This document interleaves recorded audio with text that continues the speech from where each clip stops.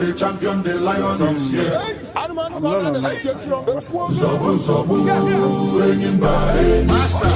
Toya dike, menu dike. Toya dike, menu dike. Kiye jamara dike ruenu, ekwe chenjigo. Kiye jamara dike ruenu, ekwe dagarigo. Omarunga basi, oneme kasi. Omarunga basi, oname kasi. We are live and we are direct. One man area, Achaluko dike. Clear the road to Bogusabi. Step aside for the game changer.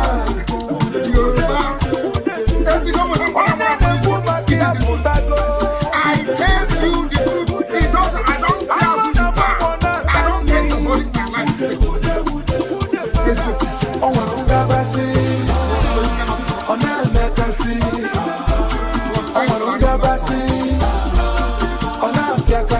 Name one Yoruba man. Tell me a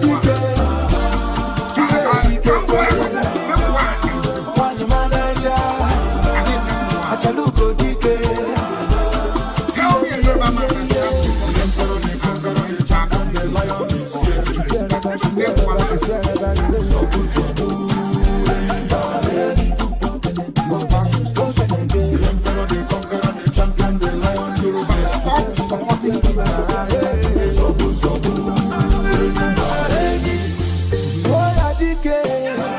I want information. Chinasa, tell me if I am coming out now and here after they have done something to Radio Biafra. They have done something to Radio Biafra. I do not know what is happening. I do not know what is happening.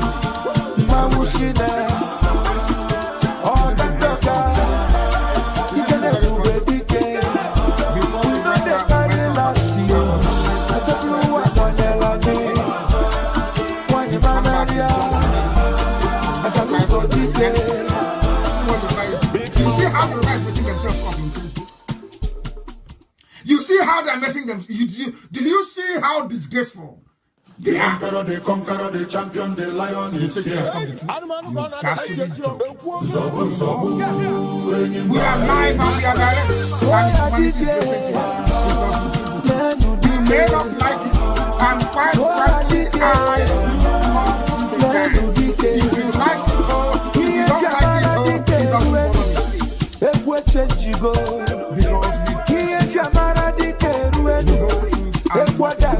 Because we are live and we are direct.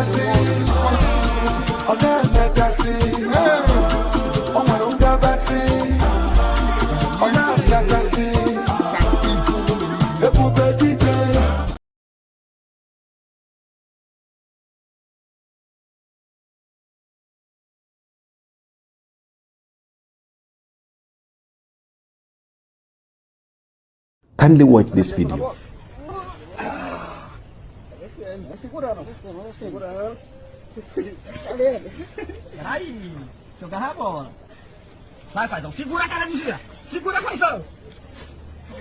Now, up to that point, we can agree that the friends fully supported the gentleman to bring the ball from where it dropped. Let's see what happens next. Now, you now discover that the support was not for the gentleman. The support was for him to bring the ball. After he had brought the ball, the friends had no business with him, and so they dropped him to mind his business. Let me tell you something. In life, many people will like you and support you not for who you are, but because of what they are getting from you. And such people can drop you immediately they have gotten what they wanted from you, or when they get someone who offers better than you. Don't die for people who can drop you like chewing gum after getting what they wanted from you. When you rise to the position of power, fame, and wealth, remember to maintain a heart of humility. The respect, the honor, the support, the convenience are for that position, not for you. If a traffic police officer goes to the road in civilian and begins to stop the motorists, do you think they will stop? Definitely no. Why? Because motorists stop for the crown, not for the person. When you rise to fame and stop doing what brought you there, the same people who hailed you will begin to mock you, stating how you are finished. Why? Because they followed you not because of who you are, but because of what they were getting from you. As you rise in life, there are people you'll offend just by doing the right thing. There are people you'll offend unknowingly because of the innate human weaknesses. Now, those don't matter. But if you choose to use your power and position to show people the material you are made of, then believe you me, when that position is gone, you will suffer guilt and even become paranoid. Remember, you can run away from your enemies, but you can't run away from guilt. And so also, if you use your power and position to impact lives, even if the people don't appreciate you, even if they don't reciprocate, your self-worth will be lifted. At any position you are in life, remember you're human and maintain the heart of humility. Thank you.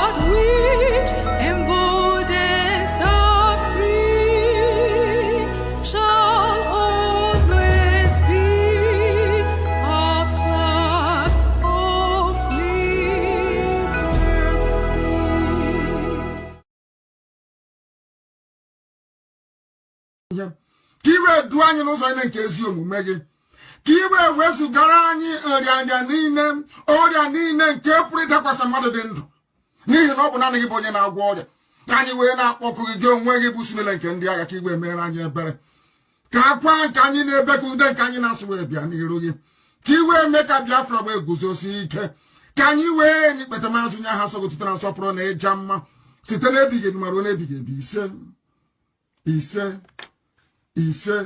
mma mma dịrị gị Chineke mma mma dịrị gị Chineke mma mma dịrị gị Chineke. That is the language of heaven that I have prayed in, and we shall continue.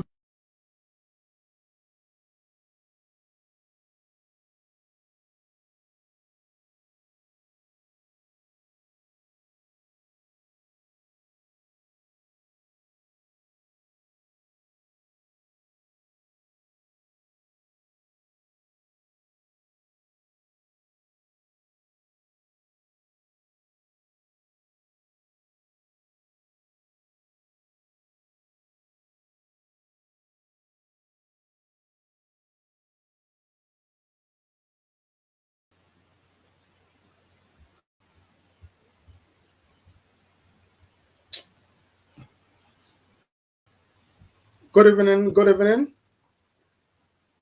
Good evening, fellow Biafrans, lovers of freedom. I greet you in the name of Chukwu Okike Abiam. I welcome you to this program this evening. This is IPOB Western Cape Media. We are here this evening to worship Chukwu Okike Abiam in a different way, as usual. I have my guests in the house tonight. A hardcore, a true comrade and a believer of Biafra. I welcome you because this is another day, another opportunity to spread the gospel of Biafra. And so I say to you, good morning, good afternoon, good night to some of you, depending where you are watching us from this evening. My name is Maazi Onyebuchi. I am the IPOB Western Cape host. And by the grace of Chukwu Okike Abiam, I am the IPOB Parklands Unit coordinator here in Western Cape, South Africa.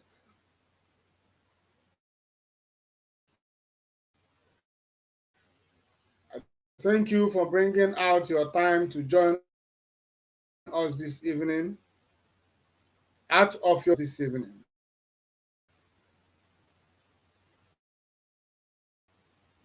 I welcome. Sit back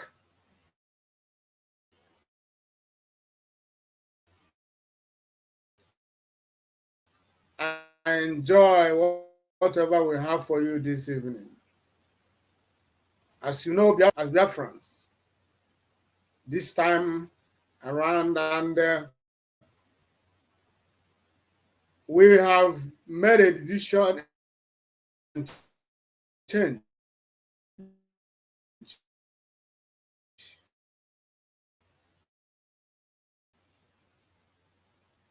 We don't even have decision we have made.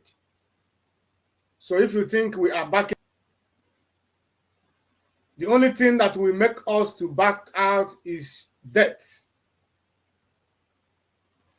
Death is the only thing that will make us to back out. As long as we breathe, there's breath in us, we will continue to propagate this gospel, and we will continue to fight for the liberation and restoration of our dear nation, Biafra. Before I continue this evening, fellow Biafrans, I want to welcome you, Maazi Philip Okeke. You are welcome in the name of Chukwu. Please, I cannot do the introduction for you. Yeah. So I will into Biafrans will understand who is before them. The floor is yours, Maz. Thank you so much, my coordinator Frank Onyebuchi. Can you hear me? Am I coming out clear? Okay. My name is Comrade Philip Okeke. I am the secretary and treasurer. I am the secretary for IPOB, Federal Units, and the treasurer, financial secretary for IPOB, Western Cape. I think this is my third or fourth time coming to this program. And to you, Mazi Onyebuchi, I really, really appreciate you for giving me this opportunity to be on your program once again. Thank you so much, comrade.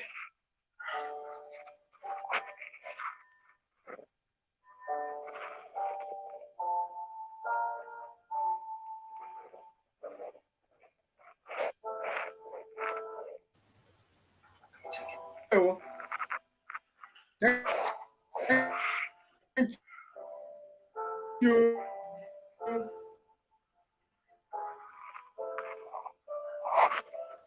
for honoring us about this program, but as a soldier, which you are, you didn't even think it twice to accept to be here. So I appreciate you coming this evening, and Biafrans also appreciate you coming this evening to allow us draw from your in-depth experience in the struggle. As you know, I don't even these days when I come online, I don't even know where to start because a lot is going on. A lot. So I don't know where to start, but I have to start somewhere. Because as you know, before now, there's something that happened in the past. Before we go into what we have tonight, I want to, because since this thing happened, you haven't appeared before us in this program. So I would like to hear what you can say about what happened in South Africa. But you know one thing about us, our black people, or would I say Biafrans, is that we forget things so easily. When something happens, we have a very short memory.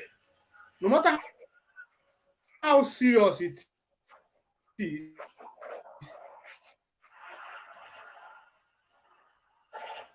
we only make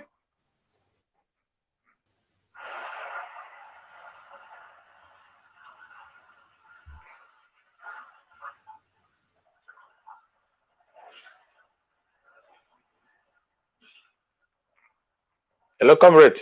How the network in a problem? Hello.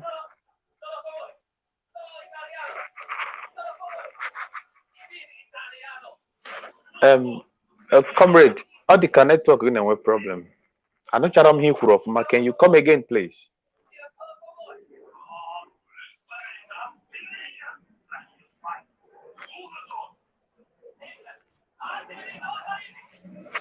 Can you repeat your last statement, please? Okay. I think I'm having. Can you hear me now? Yes, I can hear you now. Okay, no, I was still saying something. I think I'm having network issue, and I don't know where it's coming from. I don't know, But no matter what happened, we must continue. We must. No, I was still saying something. I was saying, talking about, there's something that happened in South Africa. You know, as a black people, which we are, we tend to forget things easily. When something, no matter how difficult or how strong or how terrible it is, when we talk about, we can only talk about it that time it happened. And after sometimes we move on as if nothing happened. Nobody will talk about it anymore. Nobody will remember it anymore. It will be dumped in oblivion. And I don't know why. You know, something happened in South Africa a few months ago. I'm going to play that that clip for you because I want you to say something in regards to it. So before we continue, let me play I know you might have come across it. You might have said something about it in the backstage, but you have not said about it to the world so that we know what we think about it. So I would like to play the video. Let me bring out the video about it. Yes, of course.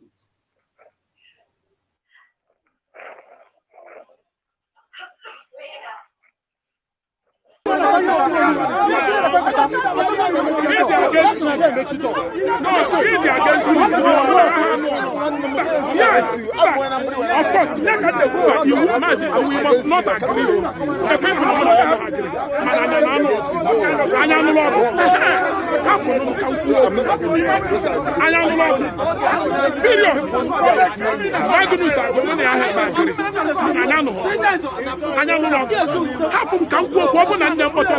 You order me to go out.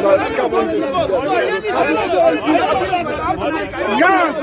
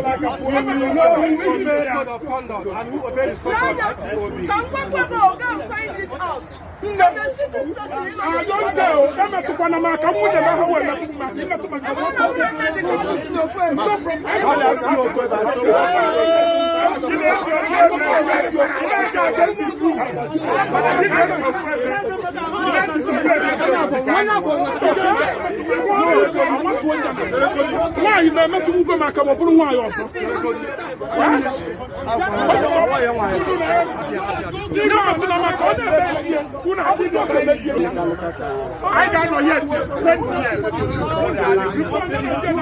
Remember,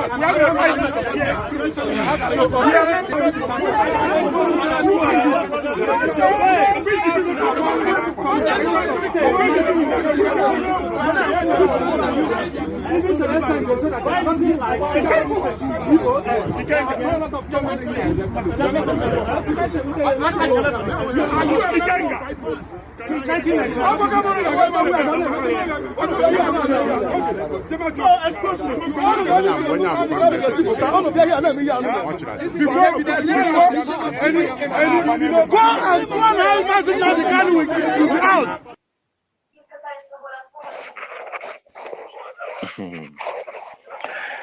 Comrade, I've forgotten the video.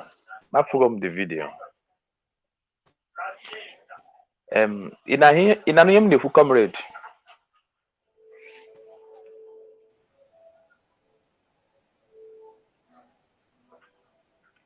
Comrade, can you hear me?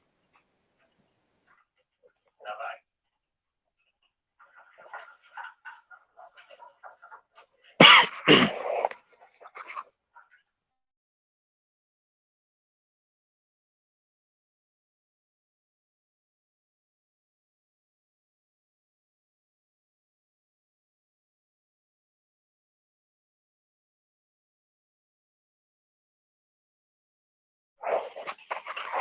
hail Biafra.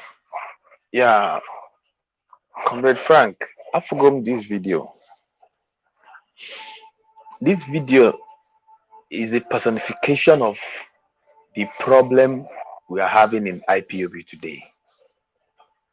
This video is a culmination of everything that is wrong with IPOB today. It is a failure in leadership from the top. That is what this video signifies. And this video also signifies that the people that was meant to be leading us in IPOB have moved away from the main reason why IPOB was founded, and the people they ought to be leading has known the truth and has stepped away from them. And for them to gain relevance, they want to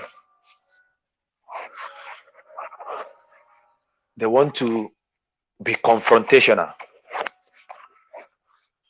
That is what this video signifies, which is against IPOB's code of conduct. They are the one that started dismissing people in IPOB. They are dismissing the people they never made to join IPOB. Hello, comrade. You're welcome back. Can I go ahead?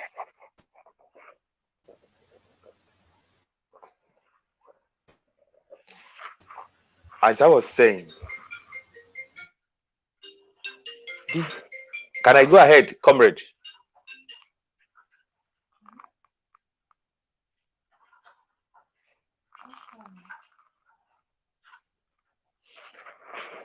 That video signifies exactly what is wrong in IPOB, the failure of leadership and everything wrong.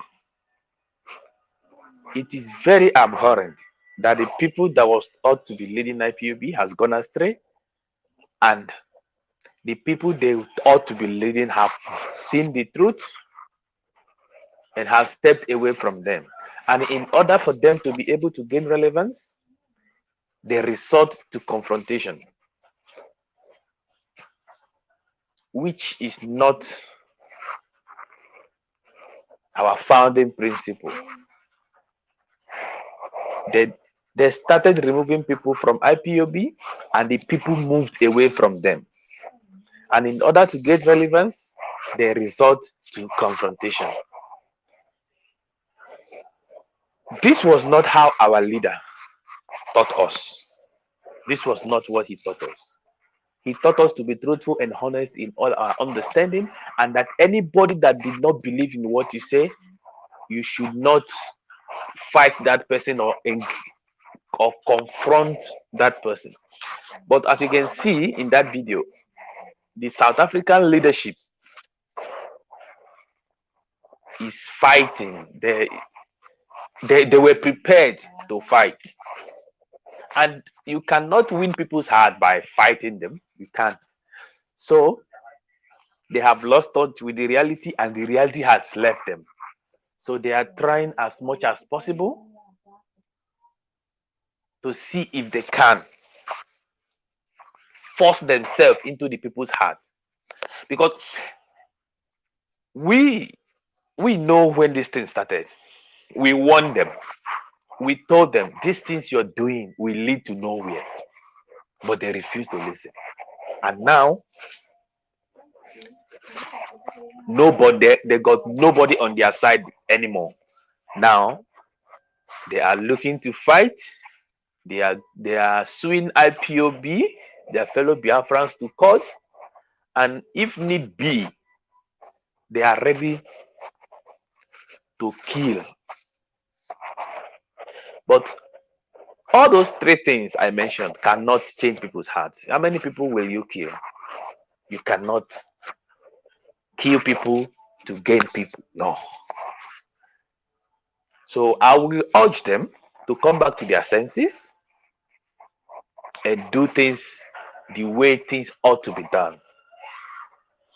Because for you to be able to lead people, you have to convince them that your path is the best. You don't order them around. You don't remove and put and remove and put. No, because we did not hear their voice when we joined IPOB. It was the voice of our leader, Mazen Nnamdi Kanu, we had when we joined this movement. It was his voice we had because he said the truth and he is honest, not their voice. So I want to tell everyone that this video is the video of IPOB's, the former IPOB South African leadership, as you can see there. You can see the touts that was imposed on us in South Africa to be leading us, and you can see that they are not in control anymore. And I, as an IPOB Western Cape, and the other IPOBs have moved on and left them behind. All hail Biafra. That is all I have to say, comrade.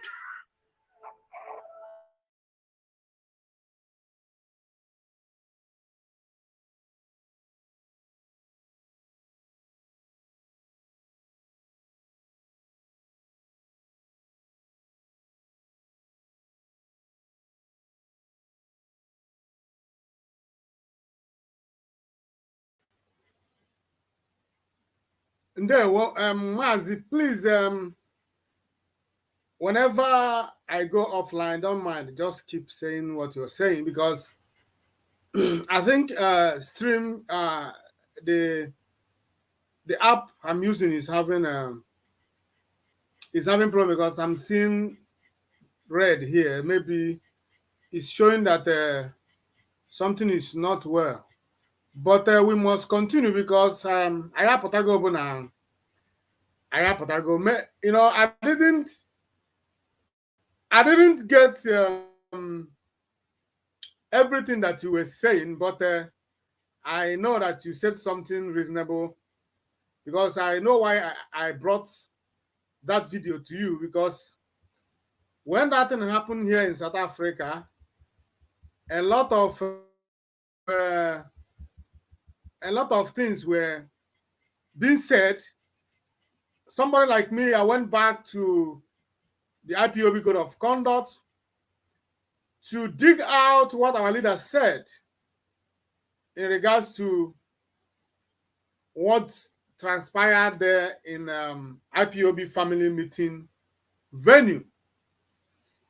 I made it very, very clear that it is forbidden, according to IPOB Code of Conduct, no matter your grievances, no matter whatever you're feeling, anywhere you see IPOB family meeting or IPOB event, you carry yourself with respect. Because what we are doing is not a child's play. We are not in this struggle to display how strong we are. If you want to prove how strong you are, there is a war front. There's war going on. You can go there and pick one or two and do the needful. You don't display your stupidity in IPOB gathering. It is forbidden. And that is why I said that these people, they are no more part of IPOB. I will be proving it tonight. I just hope that network permits. These people has overruled IPOB code of conduct. They don't mind in their actions, in their utterances, they are not part of the family any longer.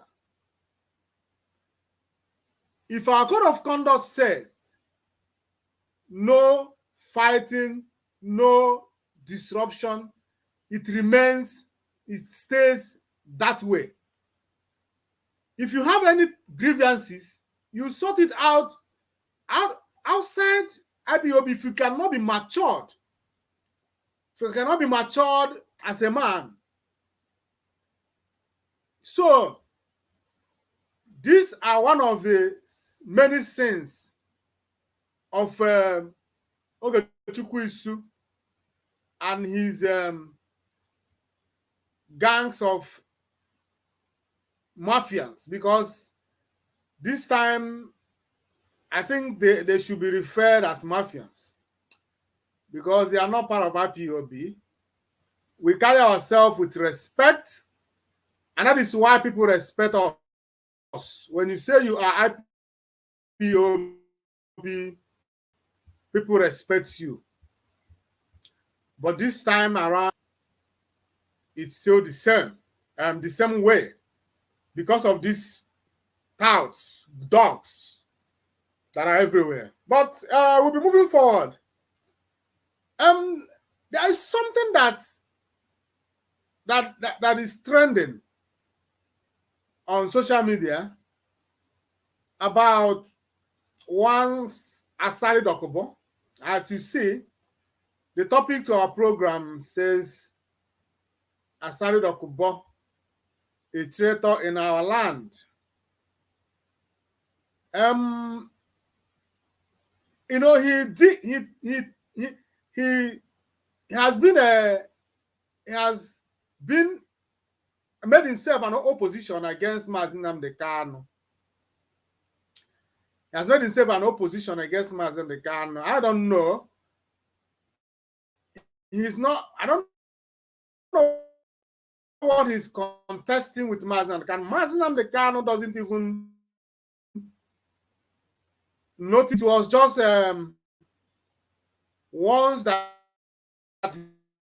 he talked about Asari Dokubo anymore.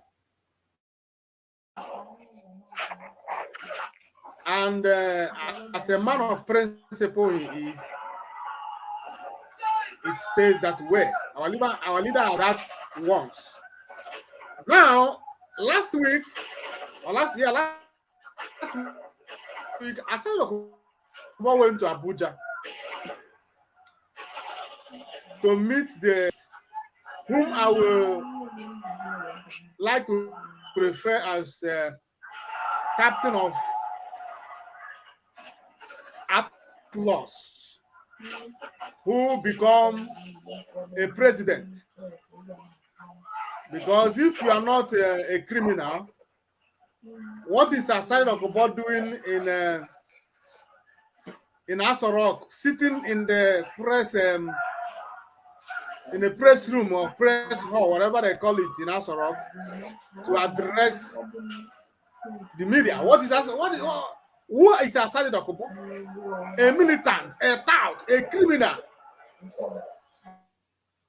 an bunker, whatever they call him, a killer of the people, someone who has killed Nigerian security personnel in the past. What is he sitting there doing if Nigeria is not a place where criminals are being exalted? So he went to that place and he was addressing the press. So I would like to bring the video to the screen. I have talked about it once before in my program, but I would like us to look into it because it can never be enough. It can never be enough. We can never stop talking about these criminals and these destroyers of our land, those bloodsuckers that derives joy in drinking the blood of Biafrans. So let's, and let me know what you can say about it. Nnamdi Kanu was walking free. What did he do? He poured petrol. He was walking free. He poured petrol on the flames for NSAS. Now, he has been caught. What of the people who have died? This is a criminal. He should face the law. What of the people who have died by, as I'm talking, Nnamdi Kanu does not have any control over what is happening in the southeast. Simeon Ekpa had come out pretending that he's with Nnamdi Kanu. He has actually plotted a coup against Nnamdi Kanu to take over the leadership of IGBO. That is the truth of the matter. So releasing Nnamdi Kanu is rewarding criminality and rewarding gruesome murder of innocent people. He should face the law for the actions and the instigation he has carried out.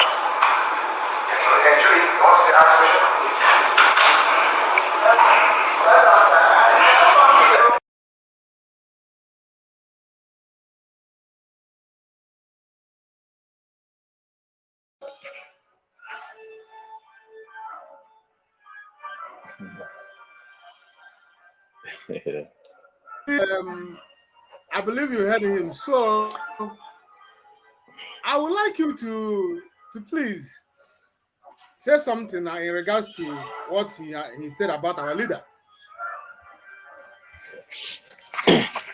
Thank you so much, my comrade. First of all, anything that is happening, we should attribute blames where it is necessary and call people out when it's necessary.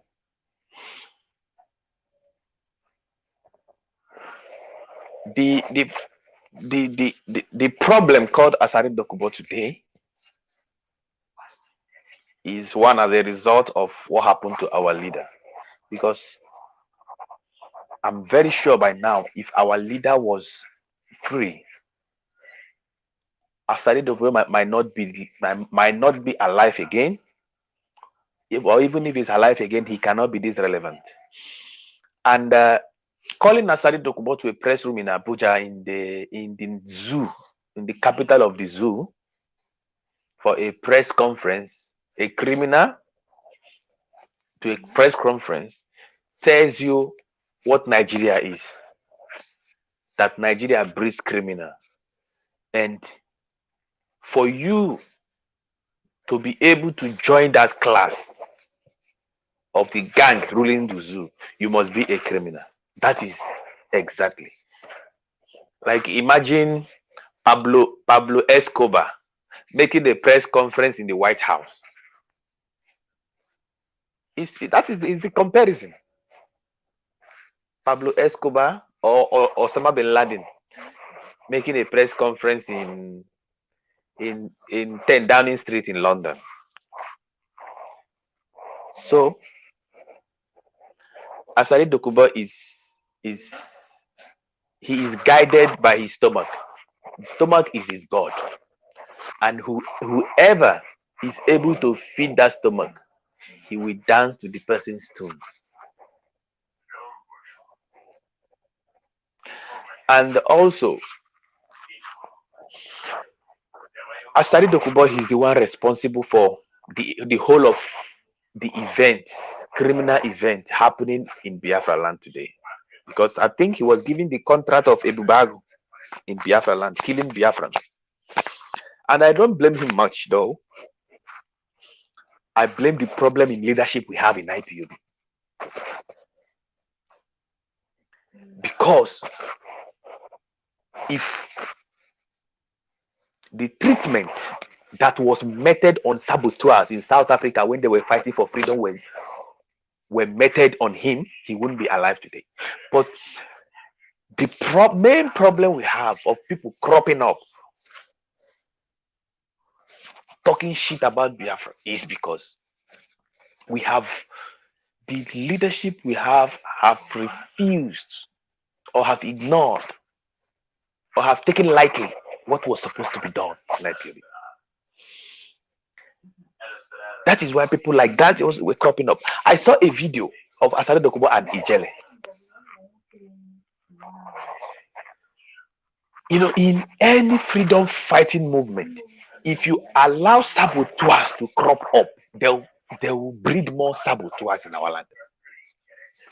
All those people, at every slightest opportunity, they're supposed to be taken out. To be taken out to cut off that linkage of saboteurism and to show people that, see, this is what will happen to you if you do this. But we are not taking this freedom seriously. That is why Asari Dokubo is still working free today. That is why Ijele is in Abuja, driving car, feeding fat. Do you know how many of our men have died because of these people? When I think about those people, I am not happy. I'm not happy. And for Asari Dokubo saying all these things he's saying, it means that money has changed hands. Because I could remember one time he was praising our leader, Mazin Nnamdi Kanu. But what happened? Maybe something happened along the way. He was demanding too much. Then he have to be ditched. So, comrade, for us to regain our strength in IPOB on ground in Biafra land, we have a long way to go. And the people like Asari Dokubo and their cohorts is not supposed to be given a free breathing space in our territory in the first time. He can stay in Abuja and make his noise. Whenever he's caught, he can go. He will go. But for those people, parading themselves in Biafra land is not supposed to be tolerated. Because when one person do it and is successful, another person will go. Because you can see, you see in the settings in our society in Biafra land, people prioritize money than any other thing. And you know the enemies we are fighting. The enemies we are fighting are more financially strong. They are strong in diplomatic, in military, in economics, in everything. So at every opportunity we have to set concrete examples, we should take it a priority. We shouldn't miss those opportunities. That is why all these things is happening today. And that is why Nigerian government was able to give such a person, an uneducated Greek toad, a platform. Comrade, that is what I have to say on that topic. So if there is we have a lot of problem. We have a lot of problem in IPOB, especially on ground. There is a lot. So if you have any other question, you can ask me and I'll be able to answer you the way I can. All hail Biafra. All hail Biafra. I want Chineke. You know, this Asari Dokubo, I can never stop talking about him because I see Asari Dokubo as a willing tool. As a willing tool, and he has confirmed it that he is indeed a willing tool in the hands of the enemy. And one of the reason he was recruited is to Islamize the Biafrans. It's part of the Islamization agenda going on. And I thank Chukwuka Abiyama. You know, I think he was live today or yesterday because the pressure is he's telling, you know, so many people are calling for his arrest for the last program he did, where he was threatening NDI IGBO, or rather, where he threatened NDI IGBO, and wearing AK-47 and other dangerous ammunitions. And the whole country were calling for his arrest, and he came online, and there is something that he said that struck me, that made me to believe, or rather agree, that indeed I and so many people who has been saying that he was recruited to Islamize the Biafrans, starting from a Joland, because he has succeeded in converting most of the young generations, young men in a Joland, to become Muslims, whatever. Comrade.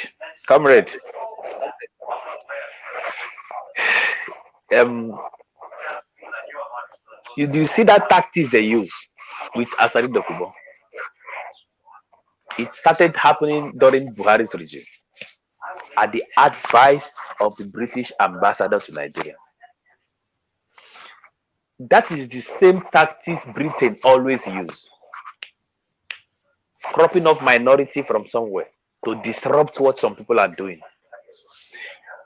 They recruited Asari Dokubo to destabilize IPOB. The same thing, if you remember the Civil War, the same thing they did in 1967. And the way they did it now was a direct recruitment. But then it was through sabotage, through wearing of Biafra uniform to kill the minorities in the riverine area and accuse Biafra soldiers of doing it, so that it will turn their mind against Biafrans. Because they know, Britain know that if any war happened today, and as the settings, the geographical location of that area it is today, Nigeria will not have the capacity to stop Biafra from defeating them to the sea. So what do? They have to prop up some people in the riverine area to be like a fence, to fence us inside. So they can't arrest Asari Dokubo. Even if he waved machine gun, they can't arrest him because that is his job. He's doing exactly what he was recruited to do. He's useful now. When he's not useful anymore, they can dispose of him. But for now, he's still very useful. And also, the damage he's doing to our struggle underground is more than the damage he's doing with his mouth. And it is very, very sad that people like that is still alive, breathing air. It is very, very sad. And IPOB leadership need to channel their resources, their manpower to the right direction if we must overcome things like this. We really have to channel our resources. I have been saying it time without number. I know the things that we need to do so that things like this, because people like that, money buys influence.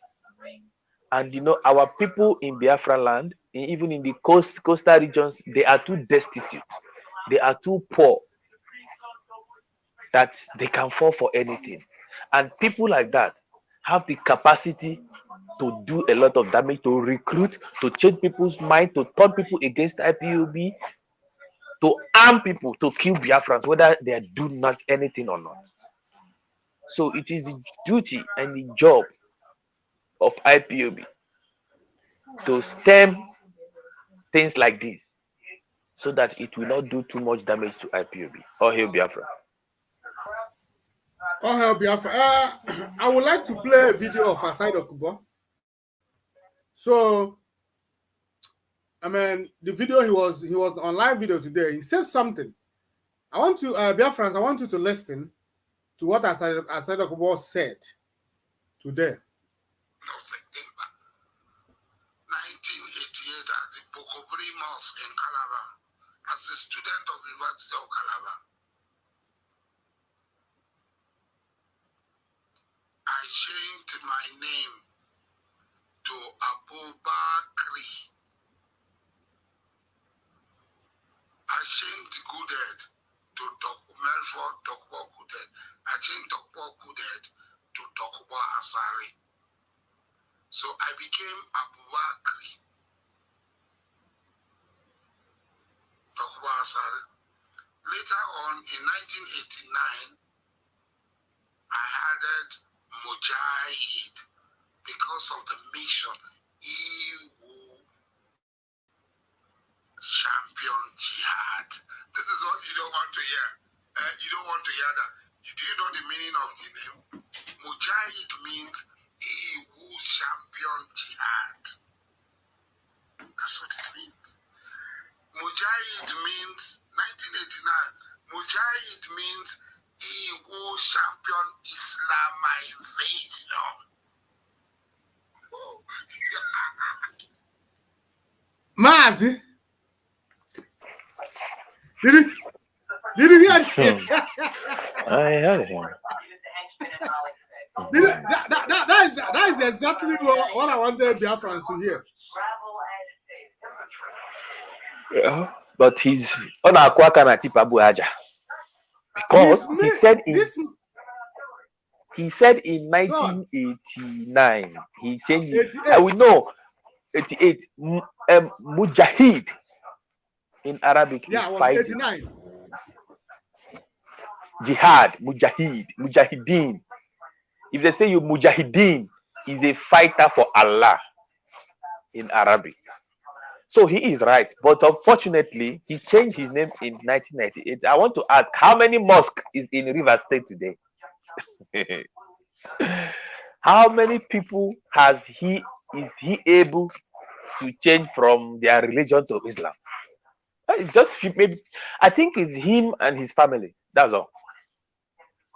So on that side, he is not doing any progress. He is leaning towards this Islam because of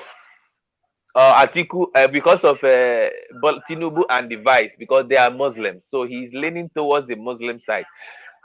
I want to tell you, Asari Dokubo is not someone that can fight for religion. No. People that likes money doesn't fight for religion. If he fights for Biafra when there is money, and he fights for Islam when there is another money from somewhere else. So he loves his stomach. He's like a Yoruba people. Sorry to say that. His stomach. He's fighting for his stomach. That is all. Nothing else. So let us forget about the Islam. He says he's not capable of doing that. So he's older already. He's too obese. He can't run from here. He can't even run 100 meters. So he's done already. And I just hope IPOB will just put a final stop to him so that he can finally go and rest. So that is what I have to say. Mazi, I am going to disagree on one thing that he has failed. Let me tell you something. This is a long time agenda. It could not be him. In fact, it's not even him. He knows that he doesn't have to come out. It's not something that he will use his strength to do. But if you go to Ijoland today, where he came from, all these guys you see that are saying Asama, whatever they are saying, all these guys that is clustering around him, all of them are Muslims. All of them are Muslims. If you are not a Muslim, he doesn't recruit you. You must become a Muslim for you to work with him. So it's like an ideology which he'll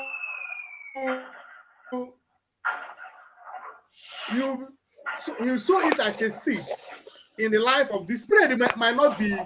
The spread might not be fast, but if not checkmated, if something is not done about it, maybe in the 100 years or 50 years to come,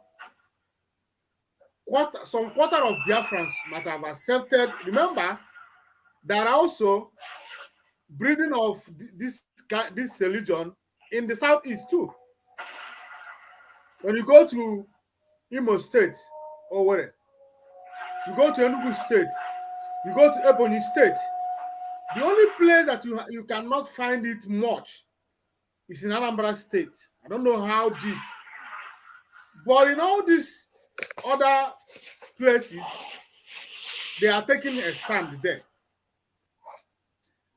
Coupled with this failure of Christianity, Christians, pastors, and all these things in our land, where so many of our youths have lost their faith in Christianity. So some of them will choose that. Some of them. So it's a kind of an ideology. So when he said his mission is to Islamize, don't take him for granted. He may not be the one that will do it alone. He cannot do it alone anyway. It is something that will take stage by stage. So he made a very great revelation. And why is he coming out? Like you rightly said, now because we have Muslim president and Muslim vice, Muslim Senate president. Okay, no. Senate president is a Christian. Then that is how they roll. So he has come out to use it as an opportunity to oppress those he can oppress. And who are those people that he wants to oppress? NDI IGBO. Because I don't want to play the video because it's long. But Asari Dokubo is an Igbo man, but I don't know what the Igbos did to his grandparents or whatever, his great-grand whatever, that made them to leave Igbo land and decided to change to become who they are today. But he is so maybe the hatred is still in him. But there's something there's a video I'm going to play now for us, Biafra. This video is what is happening in Imo State. You know, before now, when you hear unknown gunmen, the next thing that appears in the mind of the people is IPOB, Eastern Security Network.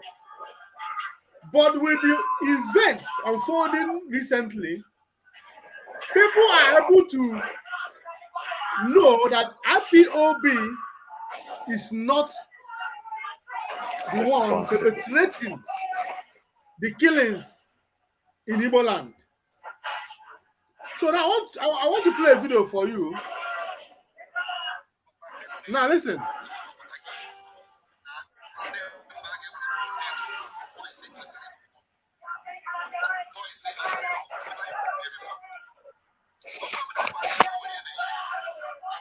Mas, the noise is now back from your side.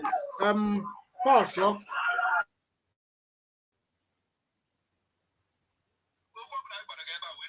Because I don't know when I come and I need to bump and I eat facts and figures. Asari Dokubo. Ndị Igbo nwere ike aga ama. Asari Dokubo na ndị Igbo bago ndị a na-eso agagharị n'Imo steeti. Otu ma ọ ya bata ịga ama.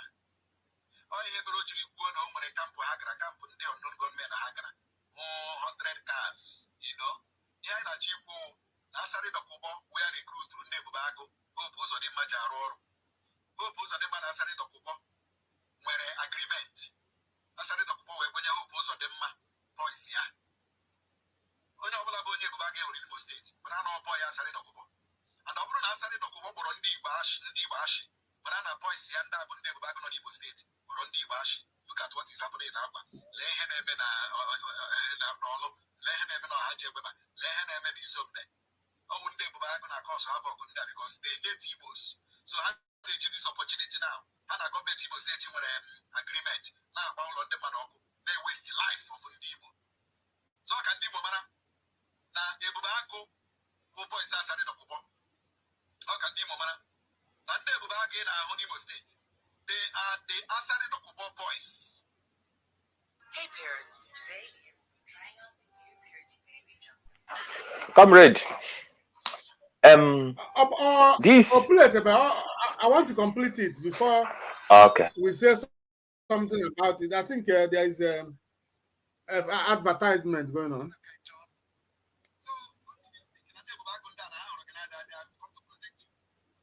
The government of APC in Imo State are using the enemies to protect the people. The government of Hope Uzodimma using the Ebubago ndị iro ndị Igbo. Ụmụ Asari Dokubo hatred ndị Igbo. Ụlọ akwụkwọ ihe Asari Dokubo kwuru maka ndị Igbo now. There is no need any way shall we am because he's a tout. He's a full-blooded tout. So there is no way Asari Dokubo onye hatred ndị Igbo. He shall banye into agreement with the Hope Uzodimma. They protect ya ndị Igbo, ndị Imo, which is ndị Ebubago, boys Asari Dokubo, onye bụrụ ndị Igbo ashị. Just a short message. Ndị Imo mụrụ n'anya. Ndị Imo mụrụ n'anya. If your governor can use an enemy, if your governor can go to an enemy of ndị Igbo and of ndị Imo to ask for his help in terms of security of ndị ọ na-achị, marazia na ebe anyị na-eche. Mana na ebe anyị sipụta, mana na ebe anyị na-eche, mana na ebe anyị nọ now. Mana na ebe anyị nọ now. Asari Dokubo that he hates ndị Igbo. Ka gọvanọ unu, gọvanọ ndị Imo, jereje enter into agreement with. Ya gbanye boys ha, asị ndị Ebubago. Ha na-ala ndị Igbo n'iyi, ndị Igbo akwafu ọbara. Go to Akwa, see what is happening. Go to Izomba, see what is happening. Go to Osu, go to Awide Mmiri, see what is happening. Oh, boys Asari Dokubo. Asari Dokubo, onye bụrụ ndị Igbo ashị. Onye gọvanọ ndị Imo ji arụ ọrụ.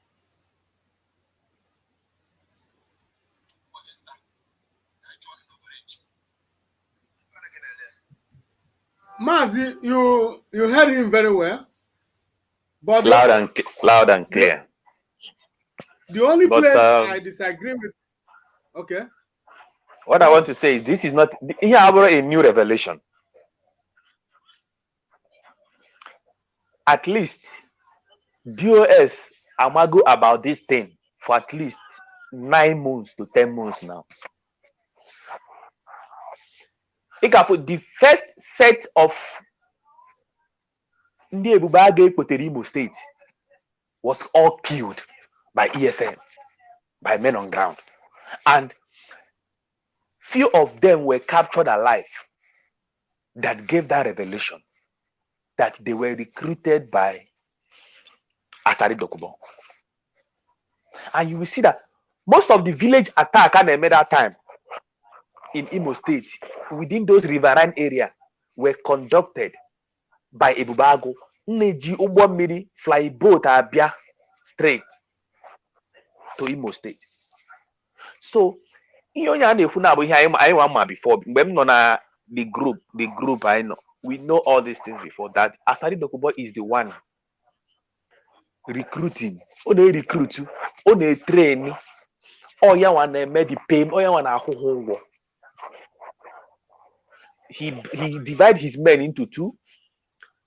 one group you stay in Imo State, another one go to Ebonyi State, because all Dave Umahi and Hope Uzodinma, they are the two governors that was key into the idea of using another militia to dislodge ESN. So this revelation is not new. But the question is, after all this information, for close to a year now, Kaima, no working man the medal states. Asari Dokubo. The question is, with that information that we have, that the leadership has for more than a year, what have they done? Have there been even one attempt on the life of Asari Dokubo? Has there even been one attempt? No. Because for you to kill a snake, you have to cut off his head. You have to go to the head of that thing and cut it off. Because the more you keep killing the babies, the more they keep pouring ignorant people more. Because he promised them money. Was it 90,000? Even on a army, Nigeria army, according to the information we have then, he was paying them 90 to 200,000 or 110,000 then. He was paying them. So the problem we have in IPOB that is what is giving all these things a breathing space. If you still remember when our leader was outside, Igafuna, in the whole of Biafra land, there was no space for Ibago. There was no space. Though they were struggling to come in, but they were inflicting heavy casualties on them. But now they are running free. They are running amok everywhere, killing people everywhere. Because Ekurumia, that the problem in IPOB, the people that will suffer that problem are not the people that are causing it. Because the people that are causing that problem are abroad, different places. It is our people, our mothers, fathers, brothers, sisters in Biafra land that will be suffering for it. And this is what is happening today. Ibago has taken over everywhere. Before, they crawl, they go in the dark. But Kita, Hana Gazino Cave, they are walking with two legs now. So everything they men are buying, every killings and stuff they men are buying, is at the culmination, is as a result of failure in leadership, failure to act, and failure to speak, act, and do the right thing instead of looking to take over another department or something. Because this is the people we must protect. Because India chorime the mind of people to leave this our struggle by killing the children, people's children. Okay,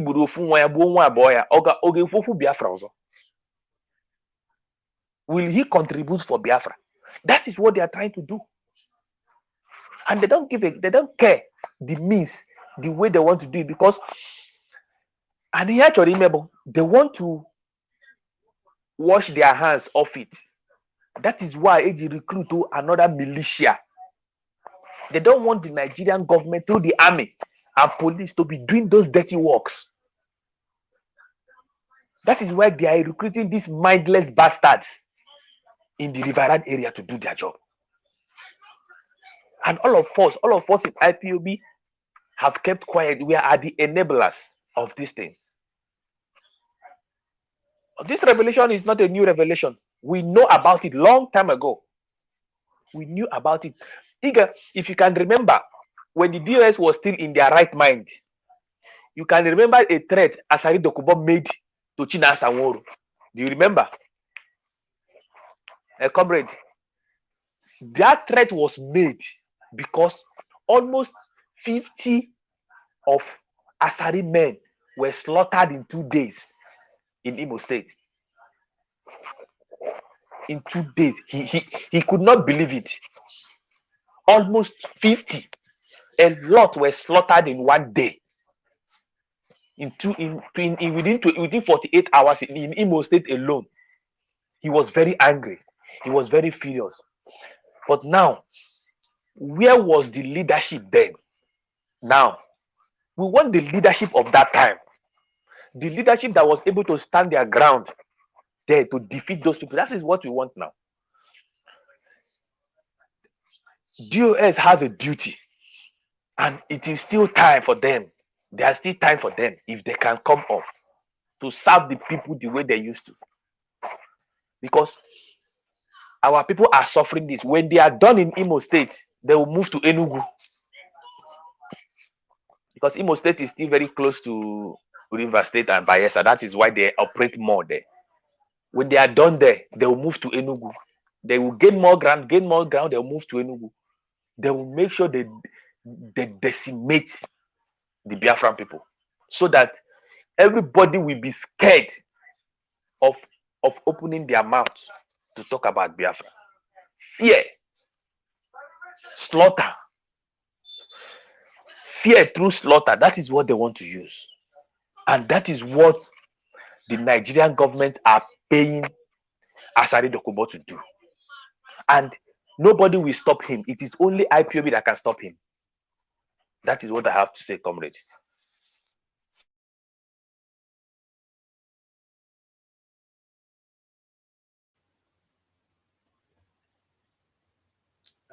You know, you said it all, Machineke. You know, I came across a video, you know, any man that loves money more than human beings, you don't associate yourself with him. Because immediately Masinam Dekano noticed that Asari Dokubo is like a goat, no energy ego. When you have money, if you tell Asari Dokubo to go and exhume the bones of his father, he will do it without hesitation. He will do it. Yeah. Without thinking twice. No. That brings me to a point where I saw a video where he was shouting Biafra, Biafra, and I also saw another video. Because when he was shouting Biafra, Biafra, when I saw the video, I was like, oh, this man this man is in love with Biafra. So what is happening? What has gone wrong? I didn't know that it was money. Money has changed hands. Money has changed hands. Money was the one talking. Telling him, talking. Yes. Immediately the money stopped coming. Asari Dokubo changed camp. Now listen. And I want to tell you something. Whatever he said here is going to happen to him. It's going to be his portion. Because maybe he's prophesying about what is going to happen in the future. Now listen and listen good.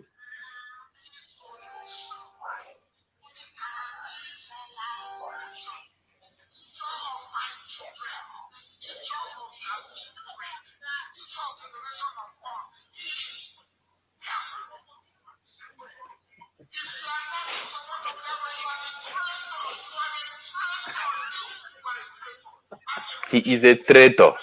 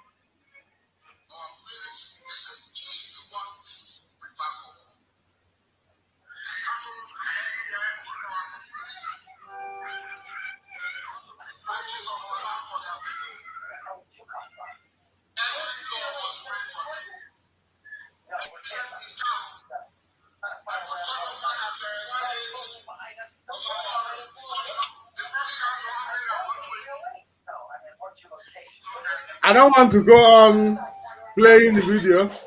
He has made a point. You know, what he was using here is what they call takia. Yeah. Deceit. Yes.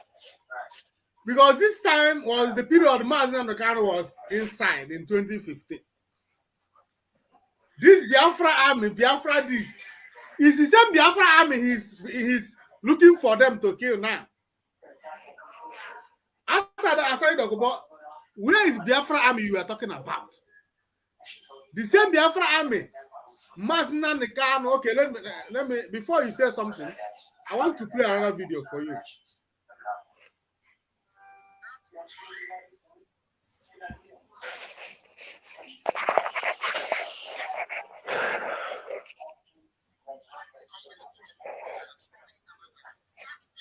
Maz mute.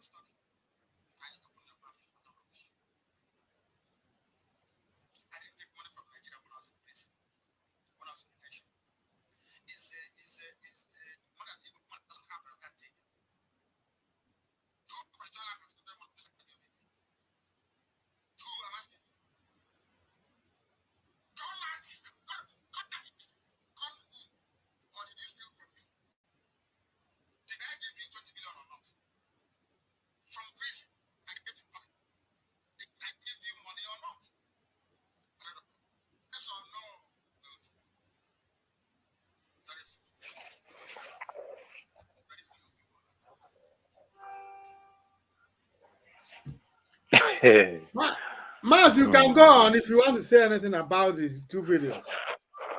I remember this our leader's broadcast vividly. It was etched in my memories. Our leader has explained who Asari Dokubo is, exactly who he is. But unfortunately, our leader knew who he was. But you know, our leader has this character that he doesn't. If they say this person is a criminal, he don't want to believe, even if it's true. He wants to experience it himself. Because I can call you a criminal because I have a problem with you. You know? Then I can call you a criminal. I can tell someone you're a criminal because I have a personal issue with you. But it's always nice if the person finds out himself that, yeah, it's true. That was what our leader did.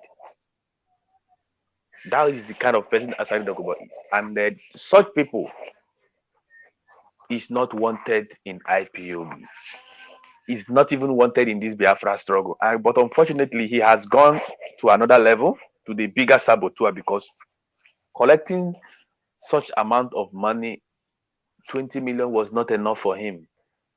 Even imagine asking for 200 million. You know, he was only God knows how much Tinubu gave to him. Maybe Tinubu gave him 200 million. Yeah, I'm sure. So he was asking for 200 million.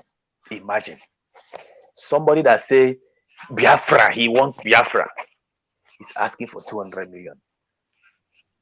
He even at first he denied collecting 20 million.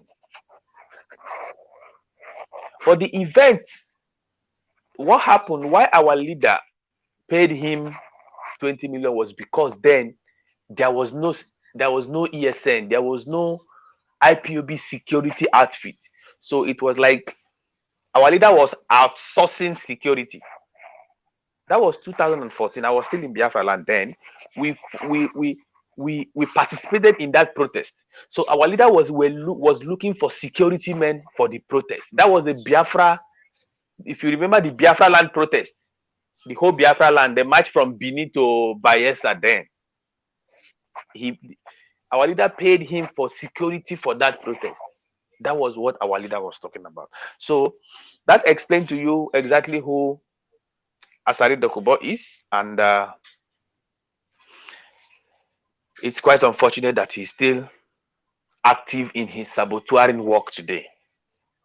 So it is very, very uncalled for. It is very, very sad, and I hope again that our leadership will do something about this. And I want to deviate a little bit from our topic. The event of Russia and Ukrainian war should teach we IPOB a lesson that in this era of technological advancement, big armies cannot win a war anymore. Big military cannot win a war anymore. Imagine Ukraine holding Russia down for more than a year now. It should tell IPOB something, that for us to win this war of freedom, we don't need big military. What we need is big minds that can think, and technology. That is what we need to win this war. We must employ technology in the fight against our enemies, because that is what needs to be done now. If we do not do it, like what stops the leadership from getting technologies? All those things are cheap technologies online. You get it online, just modify it a little bit. We have people that can do it. there's nothing that stops our leadership from getting an equipment that will be surveying the whole of Biafra land at least once a week, inflicting heavy damages on the zoo army and their workers every day. You see what Ukraine is doing to Russia with small grenade inside a drone. They fly, they drop it. So all those things is what our leadership is supposed to be considering. When they are doing that, it will give us leverage over our enemies. Because you know the counter-offensive Ukraine is conducting against Russia. Why are they doing that? They want to have an upper hand in the negotiating table. Okay, I'm asking the leadership today, what upper hand do they have on the negotiating table? They got none, nothing. We just come, all talk, and go inside. What are we doing? You see what Palestinians are doing to Israel. That is what we should be doing to Nigeria. At least. But I think we're not putting our money where our mouth is. We just talk and everybody go and sleep. So we need all these things. If the leadership are listening to us, all these things should be at the forefront so that we can be able to battle these monsters we have. Because at every day that we delay this thing, the enemies are getting stronger. The enemies are getting stronger. All hail Biafra. All hail Biafra. Mazi, you know, since the beginning of the program, you keep emphasizing on the leadership. And I ask you, which of the leadership are you talking about? Because as long as we know, we in IPOB, the remnants, we know that there is no leadership. Are you referring to the sellouts? Those who have sold the struggle? Is that the people that you're referring to? Are you referring to those who sponsored the video I played before we started this program, the impunity in Johannesburg? Are you referring to those who are sponsoring lawsuits against fellow comrades? Are you referring to those who shut down IPOB accounts and opened several accounts in all the countries of the world? Or are you referring to those who refuse to carry out not even one order from our leader? Or are you referring to those who stopped our leaders, doctors, from having access to him? Which of the please? I am still calling them the leadership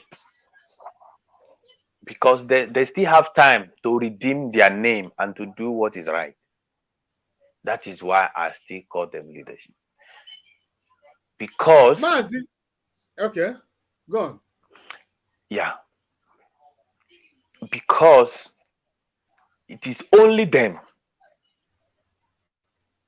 as it was delegated to them, it is only them that can set this thing that went wrong, that can make it right in the absence of our leader. Like for me, you know, though I have my differences with them, the issue that you are in IPOB, you can't ask questions when something is going wrong. I'm against that. That is against my ideology. And the issue that anybody that wants to fight for the freedom of Biafra, that is not IPOB, we must attack him. I have a very big issue with that, because the history of freedom, even the history of freedom of this country we are in today, tells us that one group of people cannot fight for freedom, because one group might not be active throughout the period of fighting for freedom. As one group is slowing down, another one is picking up. As if one group is throwing stones, one group is shooting bullets, one group is throwing bomb, one group is protesting, one group will be calming everything down, and one group will be going to the negotiating table. That is how it's done. When you come online and say IPOB cannot do this alone, IPOB cannot do this alone, and you go ahead again to attack Simon Ekpa. And when you say all these things, they will say you are a sellout, you are autopilot, and this. You know, that is the differences I have with them. My ideology is the leadership must, with immediate effect, redeem their name by uniting the family. Because I told them that I pray that a day will come that 10 groups will come out to fight for this freedom. 10 groups. Everybody answer your name, raise your fund, buy your weapons, do everything you want to do. As long as you want to fight for this Biafra in truth and honesty, you are welcome. We will tell you, we will set boundary for you. This is our territory. You create your territory. We have one enemy to fight. But when you start attacking other people that are fighting for freedom because of what you feel or think that they might want to sabotage the freedom, or they are not coming in for good intentions, because of that you want to call them names, malign them, destroy them, expose them to the same enemy we are fighting, I'm not going to be involved with that. I will not be involved. That is the differences I have with the leadership. They should unite the family. Any group that want to fight for this freedom, give yourself a name. We are all Biafrans. When we get the freedom, then we can come to the table and discuss how we will govern ourselves. That is how South Africa freedom was gotten. Nkonzo Susue, which was the armed group of ANC, was fighting. South African Communist Party was there. A lot of groups were there. Most of them went to different countries for training. They were there fighting. ANC did not do it alone. But ANC was like IPOB today. ANC was like the father, because they were the first group that came up before other people, due to difference in ideologies, went away to form their own. So that is what we should be preaching in this IPOB. It's not about preaching or to destroy this one, to talk about this one. You left your enemies to start fighting the people you left your real enemy to start fighting perceived enemies. The enemies, the people you thought they might be the enemy. No. Why will we start that? You are creating problems for yourself, because you got a bigger problem to fight. So that is what I'm advocating in IPOB. It is still time. We still have time. If the leadership can come up and do what is right. Because for me, sorry to say that, I can't say we don't have a leadership. What I can say is our leadership got it. They are getting it very wrong. That is what I used to say. They got it all wrong.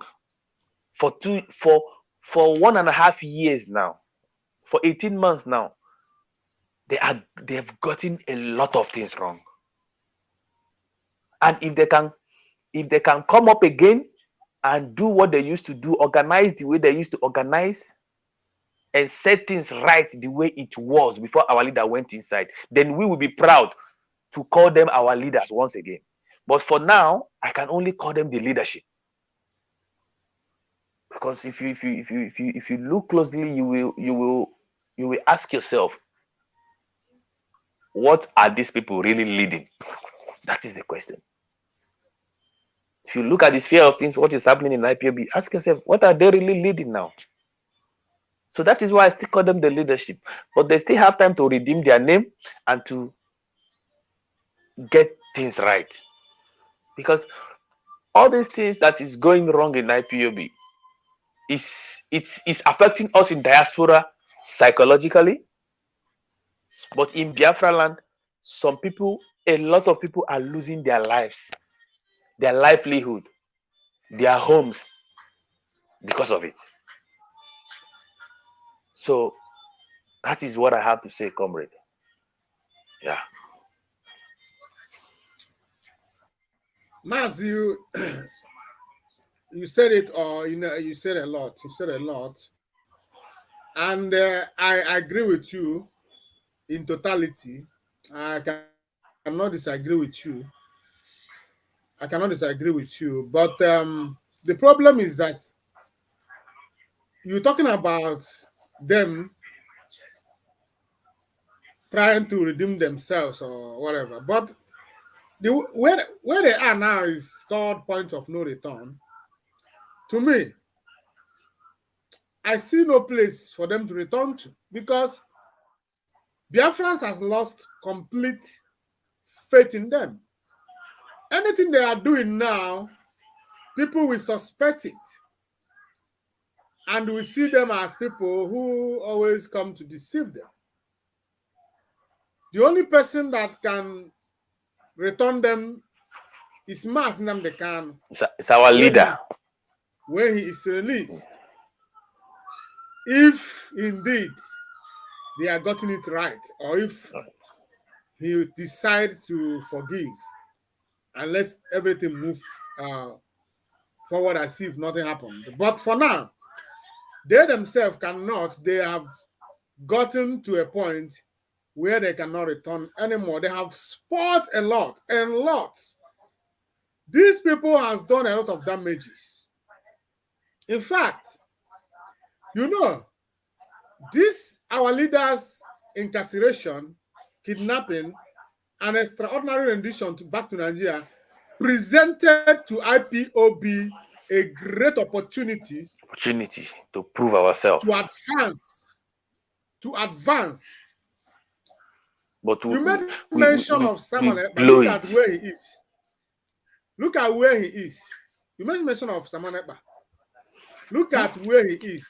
Still, they don't believe that he is progressing. They don't believe that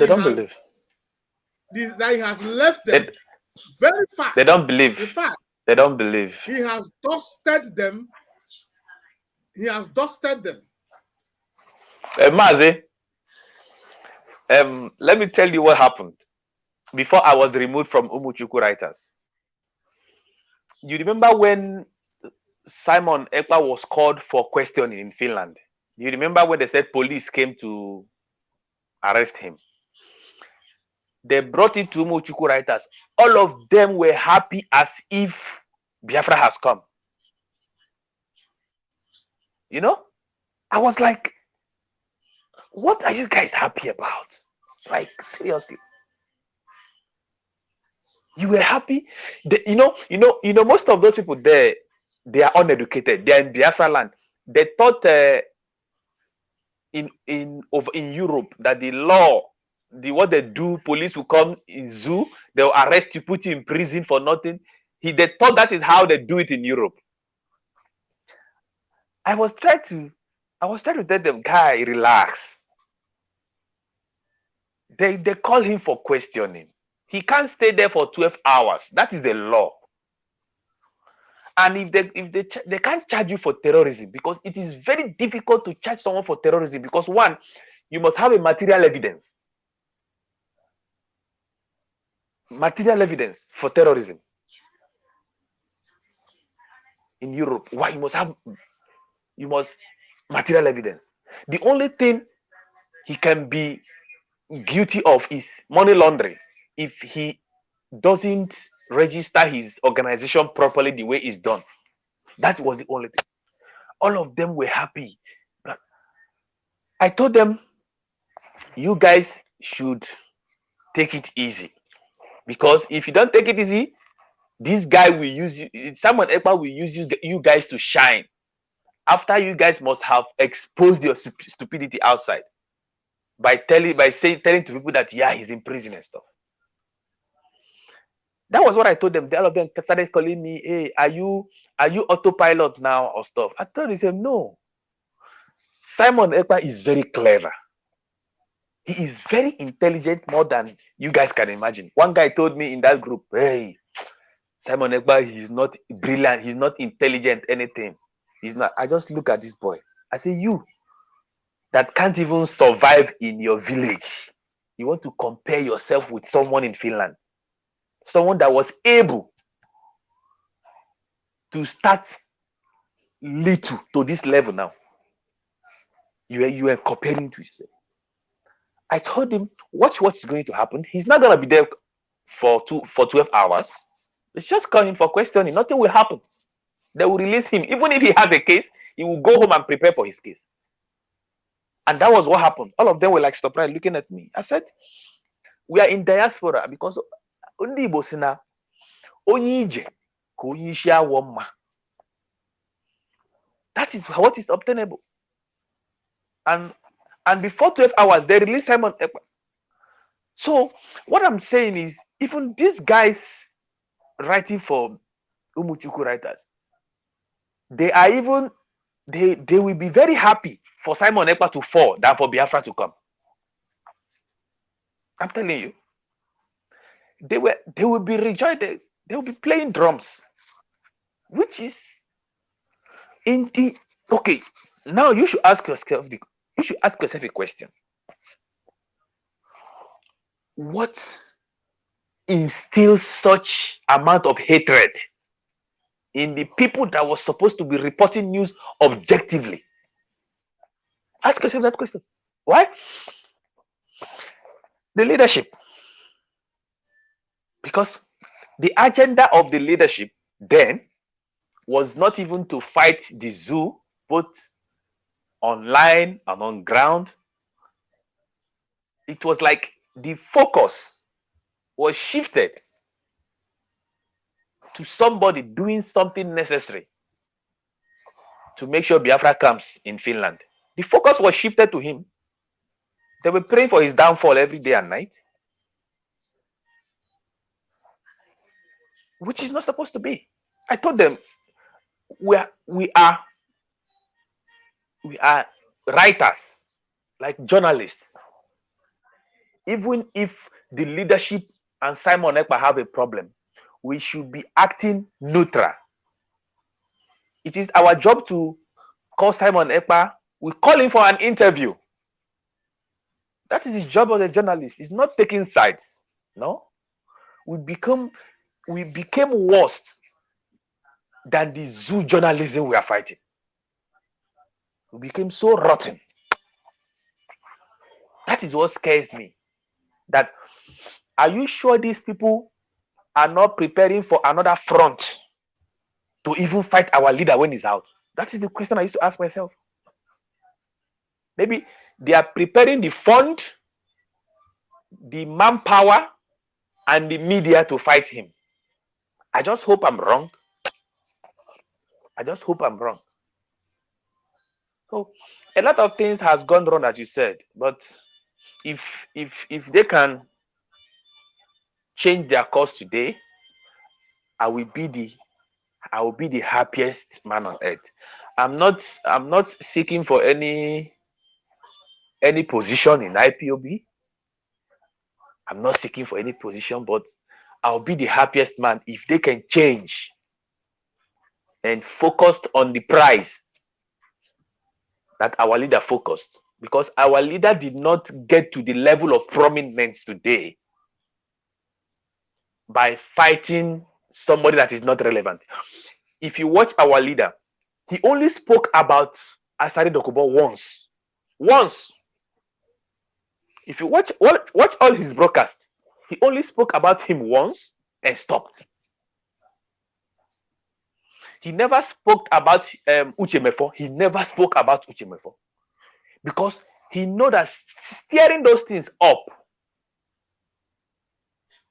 makes you lose focus. He spoke about Asari Dokubo because it was very necessary to set some records straight. That was why he spoke about Asari Dokubo. He wouldn't have spoken about him because the more you speak about people, more people become too relevant. So that is his comrade. Yes, you know, you made a comment. You said that for these people, they can choose Biafra not to come instead of some certain individuals to be involved. Yes. The one they call Chibuze Guatu, though I don't see him as IPOB, neither do I see him as a freedom fighter. I only see him as someone who saw an opportunity to make himself relevant. Relevant, and he took it. So he made it very, very clear that instead of signing on EPA to restore Biafra or be involved in Biafra restoration, let Biafra never come. Let Biafra never come. He said it not once, not twice. And I said to him, the Biafra I am looking for, the kind of Biafra, in fact, the way I need Biafra, if Satan present it for me now, I will take it. Of course. That is to show you how desperate. Then after taking it, you and the Satan will now fight your own civil war. Of course. That is how it's done. Of course. Yes. Yes. If you need something, it's like it's just like someone is dying. I mean, someone is drowning, struggling to someone offered him a leaf. A leaf, you know that this leaf cannot carry him. He will grab it. You grab it, yeah. He will grab it. But for you to come and say, that means you are not even ready for anything at all. No. Let me tell you, Biafra, the lowest Biafra is better than the shortest Biafra is better than Tor Nigeria. Tor Nigeria, yeah. Yeah, but these people, the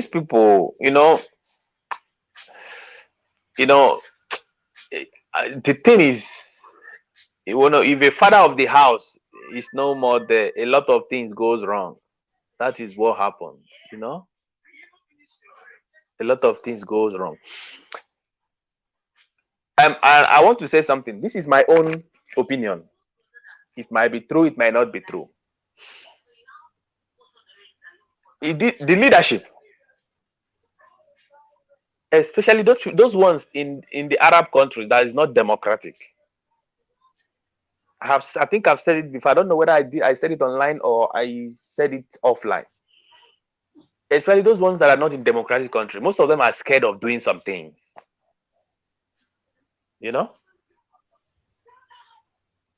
Okay. You know how it is done. Then you do what? You relinquish your position for somebody that can do it.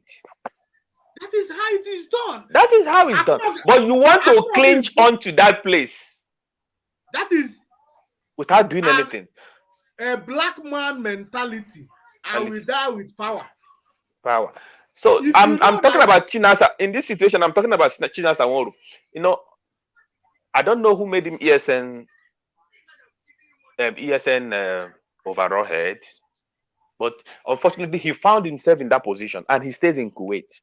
Kuwait is a Muslim country, and Nigeria belongs to OIC, Organization of Islamic Countries. He was scared that there's kind of actions he would take, they'll be looking for him, and he will be an easy picking if Nigerian government ever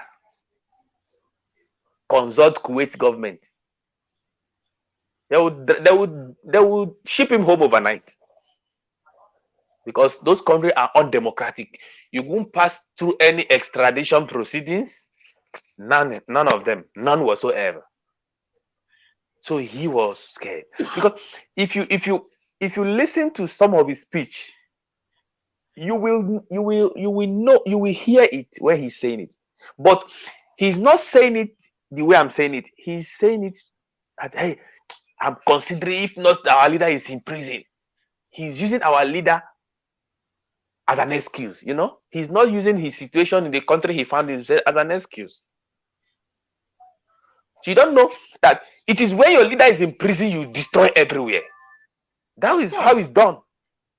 It is when your leader is in prison, you vent your anger on everything. Mandela was held in prison for 27 years. ANC was bombing malls. They were destroying.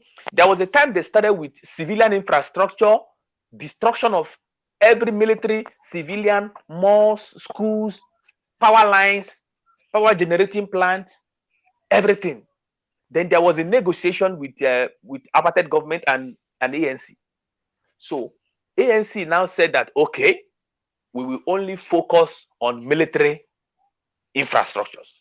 That was how they left malls. That was how they left civilians alone, because they wanted to destroy everything, because they said they will prefer to burn everything down than not have their freedom.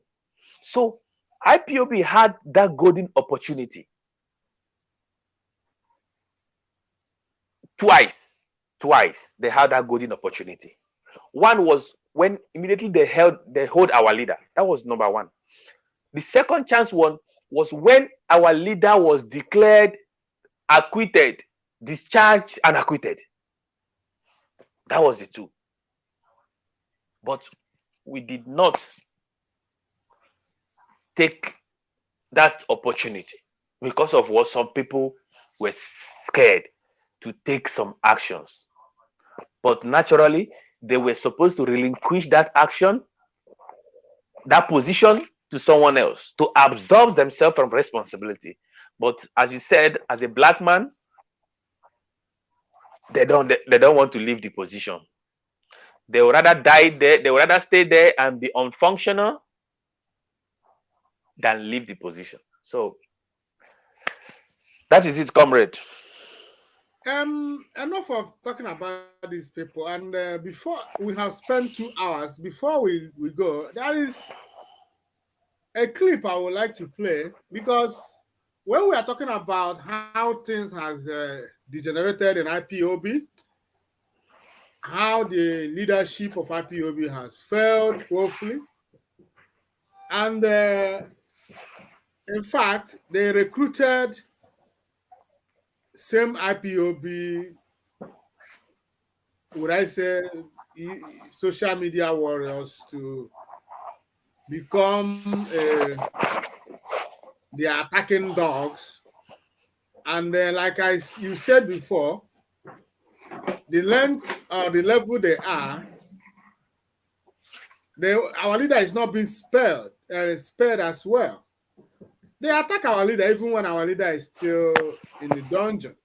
They attack him, they attack his family, they attack his siblings, they attack his late parents, they attack the organization our leader put together. They attack everything. That is why I said to you, when you talk about leadership, I don't know the ones you're talking about. But I want to play a video where the same people you call leadership, the same people that they recruited to be their mouth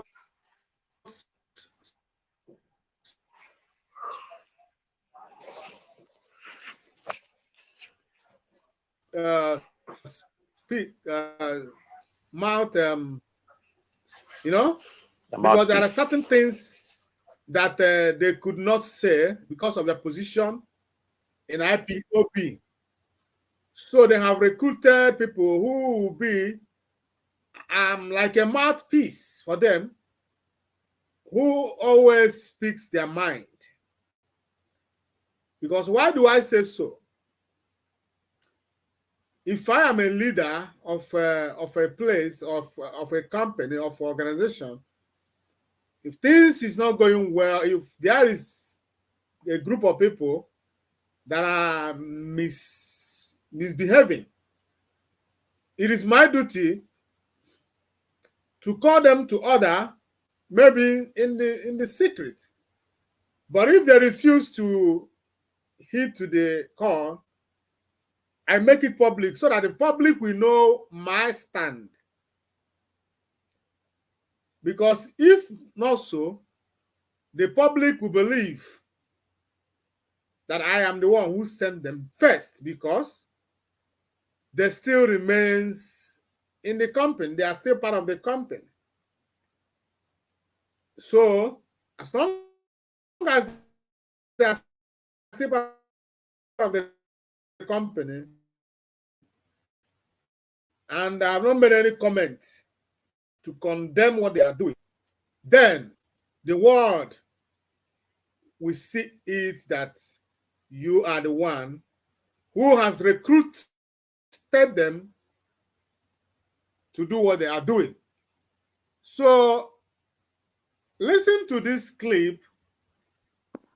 Biafrans. If it is a plan of the leader of indigenous people of Biafra to sideline the Directorate of State, sideline Ozokome, sideline Ejofo, organ or there, you go there for DSS. And Nami Tokam, which I know that is not possible. I know that he can't be part of it. He can't be such. He can't behave like that. Having learned his lesson by confiding in his family alone, and at the same time some charlatans from America. And DOS have been bearing the burden for many years now. I told me go just some market. They trick him, having in mind that yes, he's dealing with his brother. He thought that the brother meant good for him. He said, okay, let me listen to my brothers and the others that are talking to me. And DOS are bearing the pain. We'll talk another one again. So that I've been DOS, soon allow free. And just to tell many of you that they are in charge, they stop your move. They stop it. And now people want to bring the narrative to tell the public that there's a doctor that is going to treat Onye and the DOS stop it. Yes. How I wish I would be part of them. I want them to stop it 100 times until things are being followed due process. It's an organization. How about take it? I tell you. Now let me show you the noise. Now, before you don't say anything, I also want to play another of his video.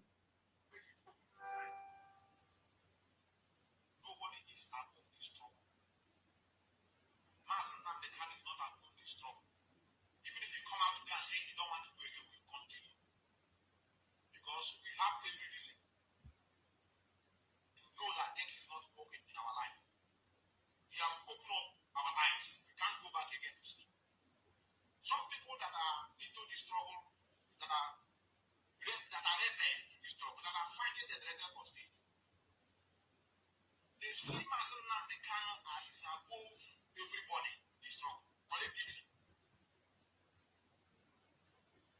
Without me and you, Mazen Nnamdi Kanu will not function. And if I come to this struggle and I hear that it's only Mazen Nnamdi Kanu that makes the decision, I will not join. I join the struggle because I know there are other leaders who made up of the Traitors state, who are also working assiduously with the leader. What is disturbing some of you that are rebelling this struggle is because of the difference. Or fight POP.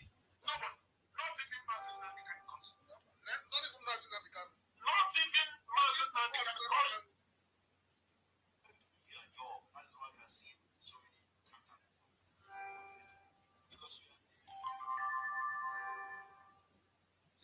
Mazi, then let me stop there.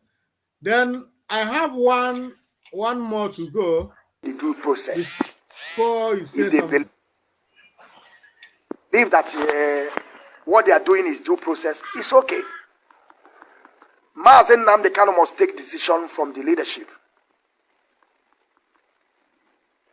Mazen Nnamdi Kanu must tell them to go. Of course, I know that Mazen Nnamdi Kanu told them all these things, but they want to do it. That is the reason why today they fail woefully in England or London. I don't know where they went to. Is it United Kingdom? They say that they went court to sue United Kingdom about the rendition of Mazen Nnamdi Kanu, or by Mazen Nnamdi Kanu holding a United Kingdom passport, and they have been rendition to that contraption. They fail woefully. You know the reason why? Collectively. They lack that ability of collectively. That is why they are falling into pit.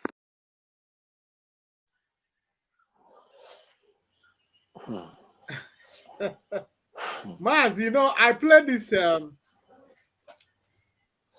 this clip because this is direct challenge. This is direct challenge to our leader, Mazi Nnamdi Kanu. Someone who has given all.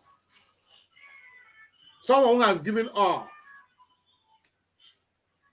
Someone who willingly decided to be where he is. Comrade, because of you. Do you know what gave Asari Dokubo the temerity to say that Nnamdi Kanu is not in charge anymore? It is one boy from Finland, Simon Ekpa. It's because of all these voice, all these things you played now. It's an Asari Dokubo they are watching here from. They listen to all these things. So if these people, with the blessing of DOS, can say these things without DOS coming publicly to disassociate themselves from what they said, then that is when you see people disrespecting the struggle, talking trash about Biafra, about IPOB, talking shit about our leader. You think it's not a rocket science. It's not a rocket science. And also, they have done this thing not once, not twice. They have done it over and over again. And the leadership, the DOS, has not called these people in public. If they have called them in private, they wouldn't have done, they wouldn't have said such thing again. And they have not even attempted to tell them in public, so that the people can hear that the leadership, the DOS, condemn such action against such speech against our leader. Because this speech is, that is why I tell you that, are you sure these people are not preparing a coup against our leader? Because that was the statement Asari Dokubo used, that they have made a coup against Nnamdi Kanu. Because of all these things.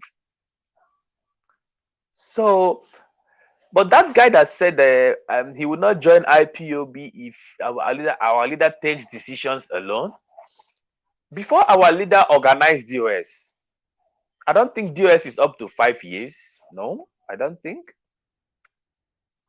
DOS is up to 5 years. Our leader has been taking decisions alone for a very long time before he decided to add more people into his cabinet. It for a very long time. I mean, from in 2012 or 2011 to 2015, I can tell you officially, it was only 2 people that was the people that makes decision in IPOB. It was our leader and Uchemefo. Other people were errand boys. They go and buy petrol, go and do this. It was only Uchemefo and our leader. So What gave that guy the temerity to say that if it was only our leader that was making decisions, that he would not join IPOB?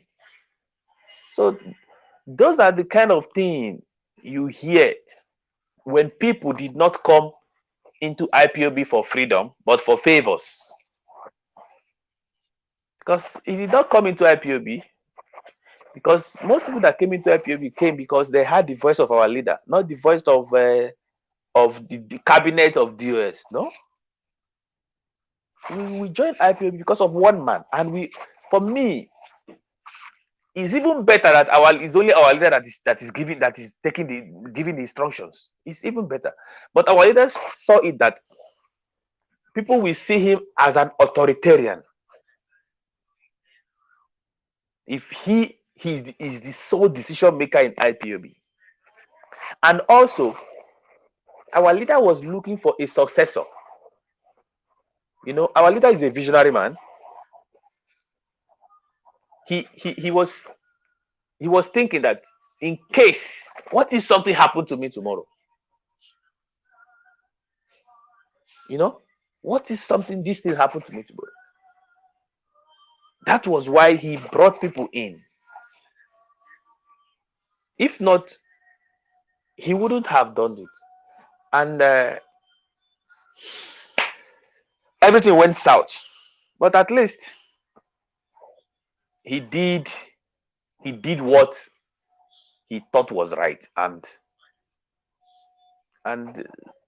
most of them has disappointed him. So we have to take it as we see it. And all my prayers every day is that our leader should be out, because the mess that has been made, the leadership, the DOS will be too shameful to come out and try to build bridges back.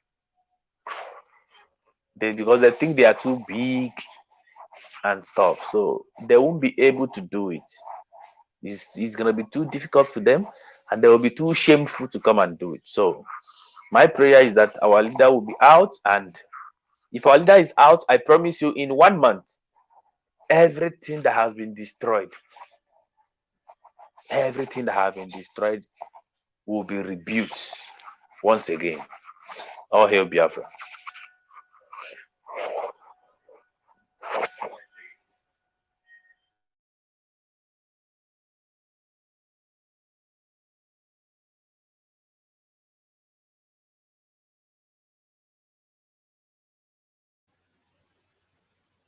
Mazi, you know when people talk, when people like this talk, they don't understand what they are saying.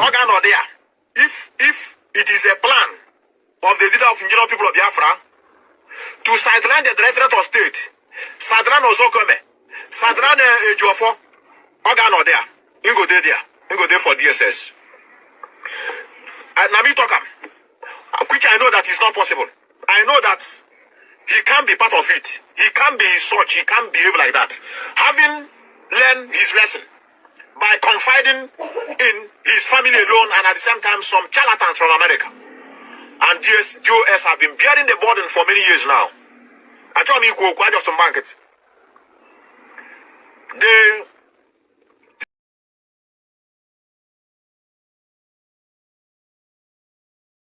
You know, Mazi, amongst everything, this person that I just played his video now is the most irritating one among them all.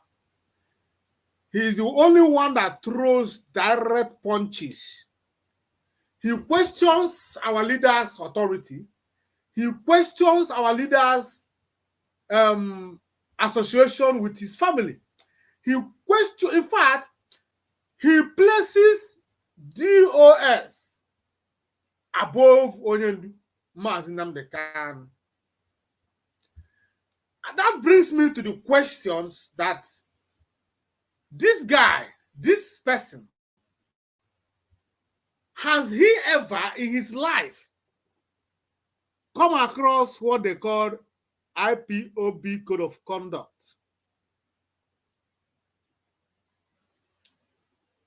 If he has done so, that means something is wrong with his brain. Either that he read, but he can't understand what he's reading, or he has a short memory. No, comrade.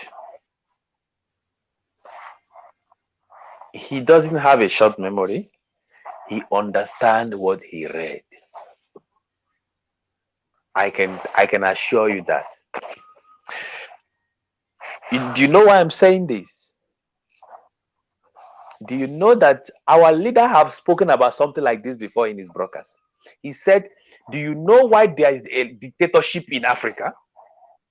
Osi indisi iye ho chichi ha were constitution lawful. They will throw the constitution, the guiding principle into the bin. That is exactly what they did in IPOB. All of them, most of them are educated. They can read and write. They can understand here the Renakuko. But they felt that that book is like a handcuff. It's chaining them. Because constitution is like a boundary. It sets boundary between Ndi na-achị na ndị a na-achị. Between what you can do as a leader and what you cannot do.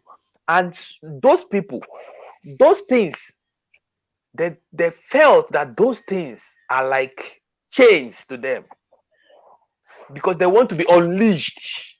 They want to unleash me. It's like a dog you are holding, that you put in a chain. They want to unleash. So in the process of gravitating towards dictatorial tendencies, they have to throw that chain into the bin, which is the code of conduct. The due process. If they believe that what they are doing is due process, it's okay.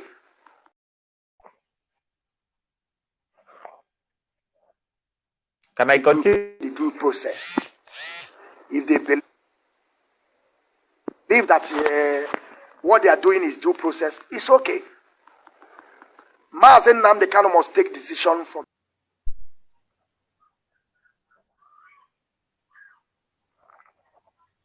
Sorry, Maz, it was not.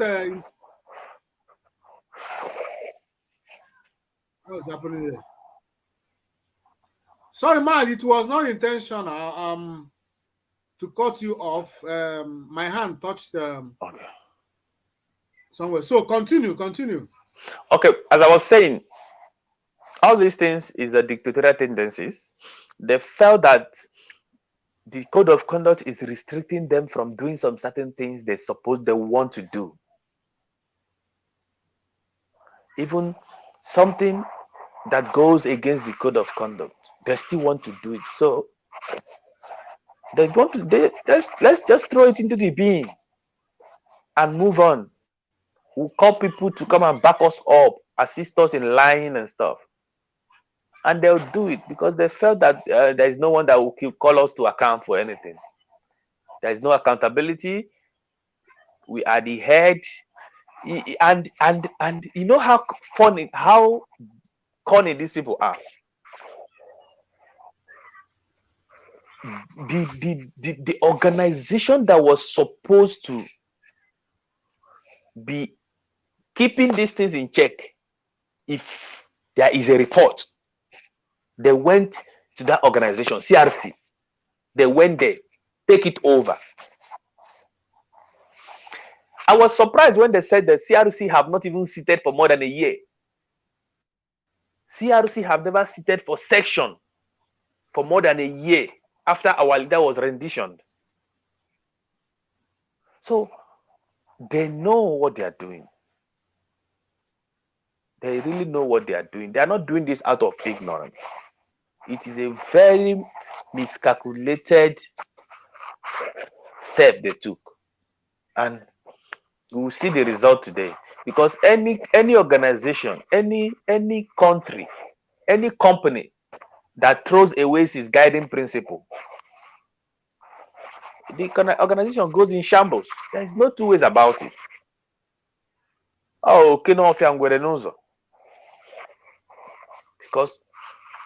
because when they tell you, yeah, if you have any complaint, you go to see, you know where the appropriate channel to lay your complaint.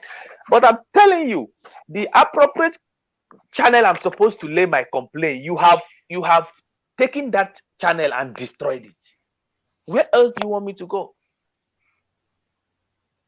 Where else do you want me to go? If you say I'm disobeying, the first question you ask yourself is, what do you want me to do? I have this complaint. Go to this place. You have destroyed the court. It's like North Korea. They turned IPOB to North Korea and Iran, where there is no court. What they have is only their guard to kill anybody that they can catch that speaks against them, and the media to malign anybody that they can't catch physically. So that is what they turn IPOB. And unfortunately, they find some willing tools in some people in diaspora talking down on our leader. I hope people are saving those videos, keeping those videos in a safe place, so that when our leader comes out, they will not have any opportunity to deny everything they said. Because I'm very, very sure our leader is very kind, but our leader will never take such misguided statement against him. He will not take it lightly, like seriously. He will never take it lightly.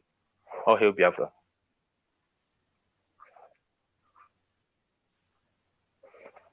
Oh, hail Biafra.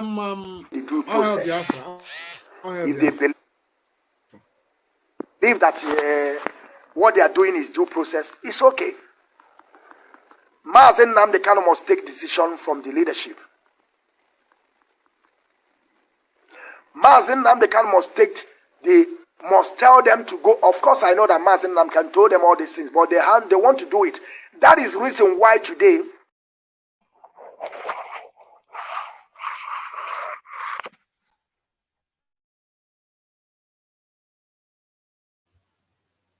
Maz, why I play this video again? You said that all of them are educated. Is this one part of the educated ones? This one that doesn't know his right from his left. This wannabe.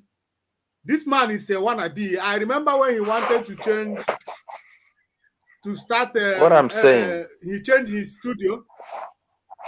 Huh? What I'm saying is, at least they have the knowledge to be able to read and understand what was given to them.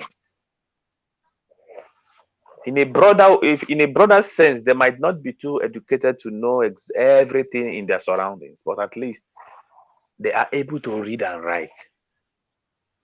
Because our code of conduct was written in such a way that even a grade 5 student can explain it to you. It was not worded with big grammar. It was simplified for everybody's understanding. So anybody that say he doesn't understand the code of conduct, I think that person is either lying to himself or he's trying to cover up some ineffectiveness. So that is what I see there.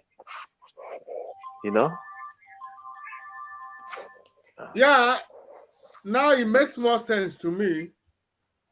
It makes more sense to me because these people they have done a lot of disrespect to our leader. That is why when Asari Dokubo came out, I see it as a compliment. He's trying to compliment them. Yes. Yeah, He tries to compliment them.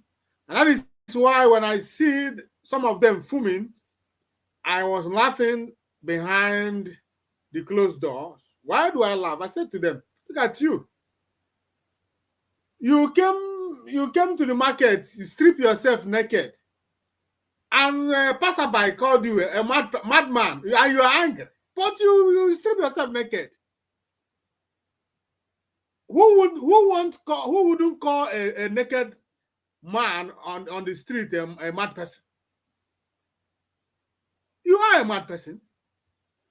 So these people that are angry that Asari Dokubo is talking down on our leader, calling him, have you condemned those who within the family, at least those you can talk to and they will listen to you? Have you talked to them?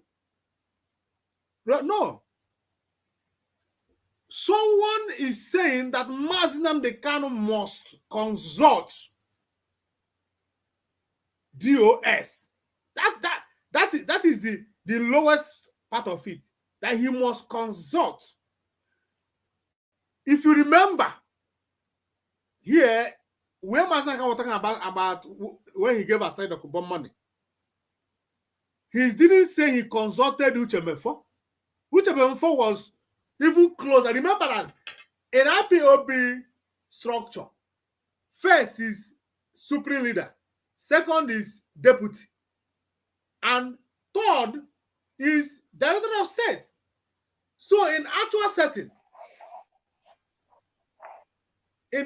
setting, the deputy is even closer to the supreme leader than the DOS. But yes.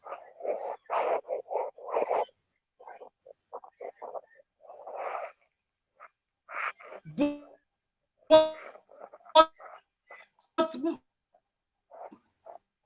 Mazi Nnamdi Kanu took that. Part of the reason why they don't want our leader to leave DSS dungeon, yes, is so that they can keep him in the dark where he is.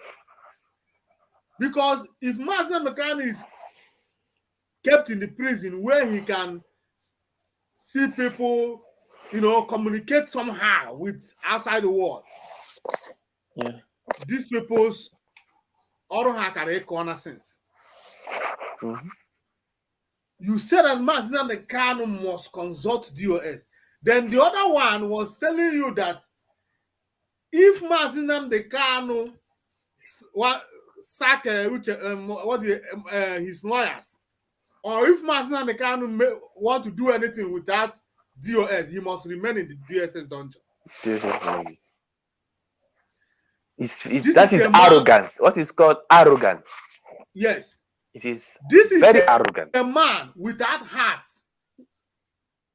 A man without conscience. A man who does not know that Mazi Nnamdi Kanu has a family that is waiting for him to come back home.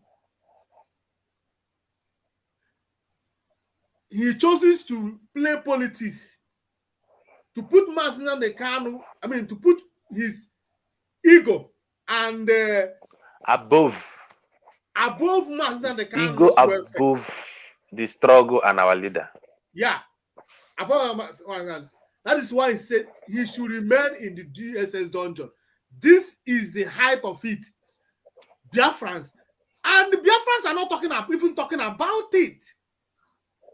You see, when you go to his live program where you look at the comments, Biafrans commenting, now not Nigerians, but those who, according to them, in their mind, they are IPOB members. They are there praising him, telling him to go on. You are a man with a lion heart. Speak, you can speak. But this man is telling you that your leader should remain in the dungeon of DSS. That is why the same politics they were playing, because what you see playing out today is also happening in the legal teams of Mazi Nnamdi Kanu. There is also politics going on there. Politics. That is why they stopped Mazen the Kano's doctor, because of politics. To go and Even so disappointing that DOS came and lied. Do you see my from my picture, my comment on your Twitter? If you go to my Twitter, you will see it. DOS lied that it took 3 days for Ifeanyi Ejiofor, because it was like this is my own opinion. It was like our leader summoned him. Then he was forced to go on Twitter to set the record straight. And I will send it to you when we're done. In fact, I will send it to you now on WhatsApp. Okay, I can only send it to you when I'm done. You know, our leader said it is only the truth that can bring Biafra. But these people, they tell us truth covered in lies. Sometimes they tell us lies covered in truth. Sometimes they tell us half truth, half lies. The only people that can believe you that way is the people that doesn't have their brain is not working perfectly. That is the people that can believe you in that scenario. They lie that they brought DSS doctor to come and do a surgery on our leader. Then Ejiofor was forced after 3 days to go on Twitter to say that then the doctor that wanted to see our leader was not for surgery, and it was not a DSS. It was not a DSS doctor, because DSS does not do surgery. But when I saw it on China Sanwo-Oru's post. When China Sanwo-Oru was posting it on Facebook, he said that onye gbara mmadụ egbe na ahụ ya mgbọ. That was how he termed it. He said it as if it was DSS that brought a doctor to do a surgery on our leader. One, the surgery, it was a lie, because even Ejiofor went on to say that it was not for surgery, it was just for primary and secondary inspection. And secondly, you said it was DSS that brought the doctor, which is still another lie. You know? So this is what I encourage them on Umuchukwu Writers, why they removed me. I told them, every time, if somebody go to our leader and our leader tell the person something and the person comes out to say it, you guys say the person is lying every time. The person is a sellout, he's lying, he's this, he's that, we should shut him down, we should do this. But you guys have never ever gone there yourself or send a delegate to go and hear from our leader.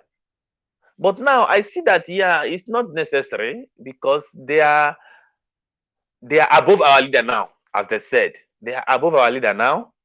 And they said that it is even, they are the one to give our leader instructions now. So that is why they did not put effort in trying to hear from our leader directly.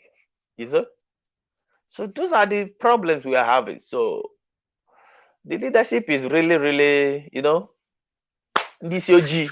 Our leader never trusted us blacks, because they know if we go to any position of power, we try to destroy everything. Like, we want to become the #1 authoritarian at the expense of the organization we are supposed to serve. That is what is happening. The leadership is too egocentric that they will rather burn IPOB down than do what is right and what is necessary for IPOB to achieve its objectives. That is what I see. But as I say it, they still have time to change if they can. They still have time to change. All hail Biafra.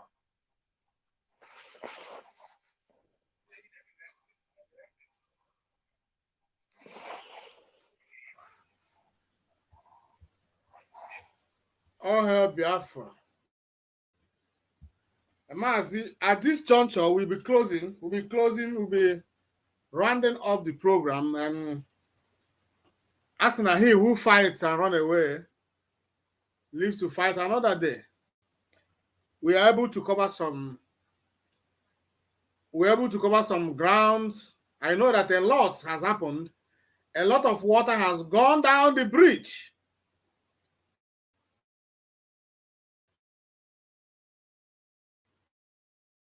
So, but it's not something that we cannot finish it today. We can't, you know. But one thing that I want Biafrans to have it in mind, whether you are asleep, whether you are awake, don't let anybody deceive you. Don't let anybody deceive you. Mazi Nnamdi Kanu does not have to consult with Chike Doziem. Anyone. Chike Doziem's job is administrative. That is the job of Chike Doziem.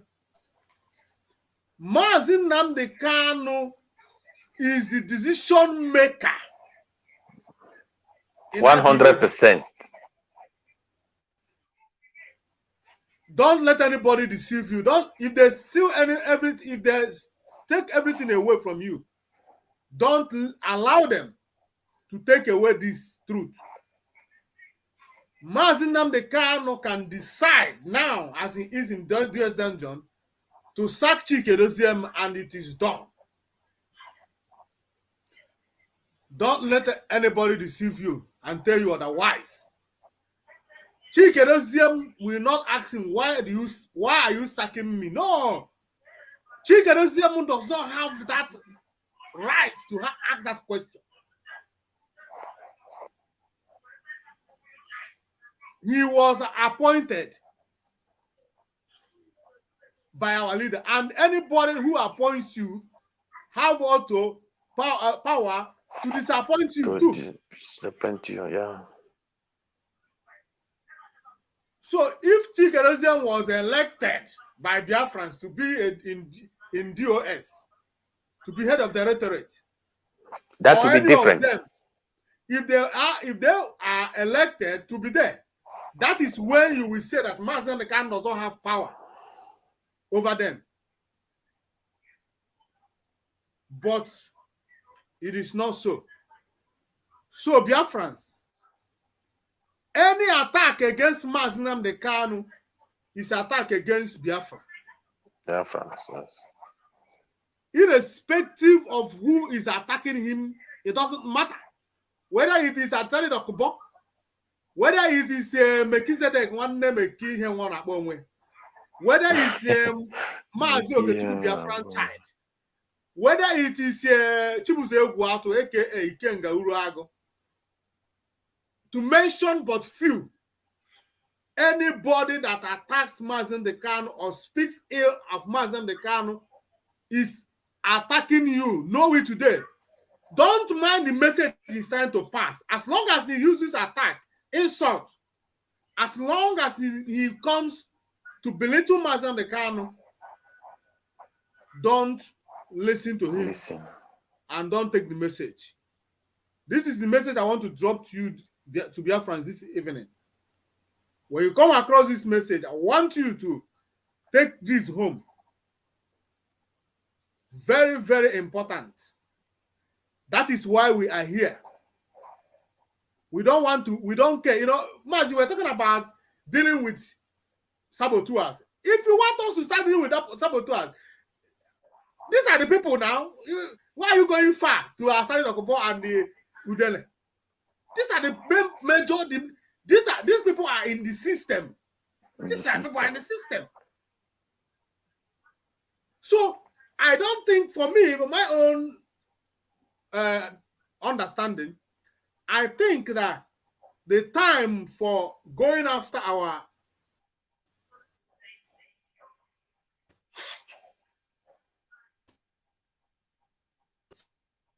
saboteurs has not come. When the time comes, a saboteur can go on and become a saboteur. But what we will not do is to give them relevance. Because now we have our hands full. As we know how we're going to we know how we're going to deal with them when Biafra comes. We know how we're going to deal with them when Biafra comes. We're going to hang them on the street. We're not going to do it secret. After judging them with Biafran system, we will condemn them and hang them on the tree. To show an example. Exactly. This is to not show the next generation an example. If somebody as big in IPOB as Uchemefo can be relegated to nowhere, to the bottomless pit. Who are those people? The point is that nobody is doing anything at all. Everybody is, all of them has turned saboteur. So the real ones has kept mute. That is why we encourage people to come on the media so that we join our voice together and silence them. Yeah. Because ndị Igbo si na alụ gba afọ bụrụ omenala. Ọ bụrụ omenala. Yes. Yes. If you allow things to linger, it becomes a norm.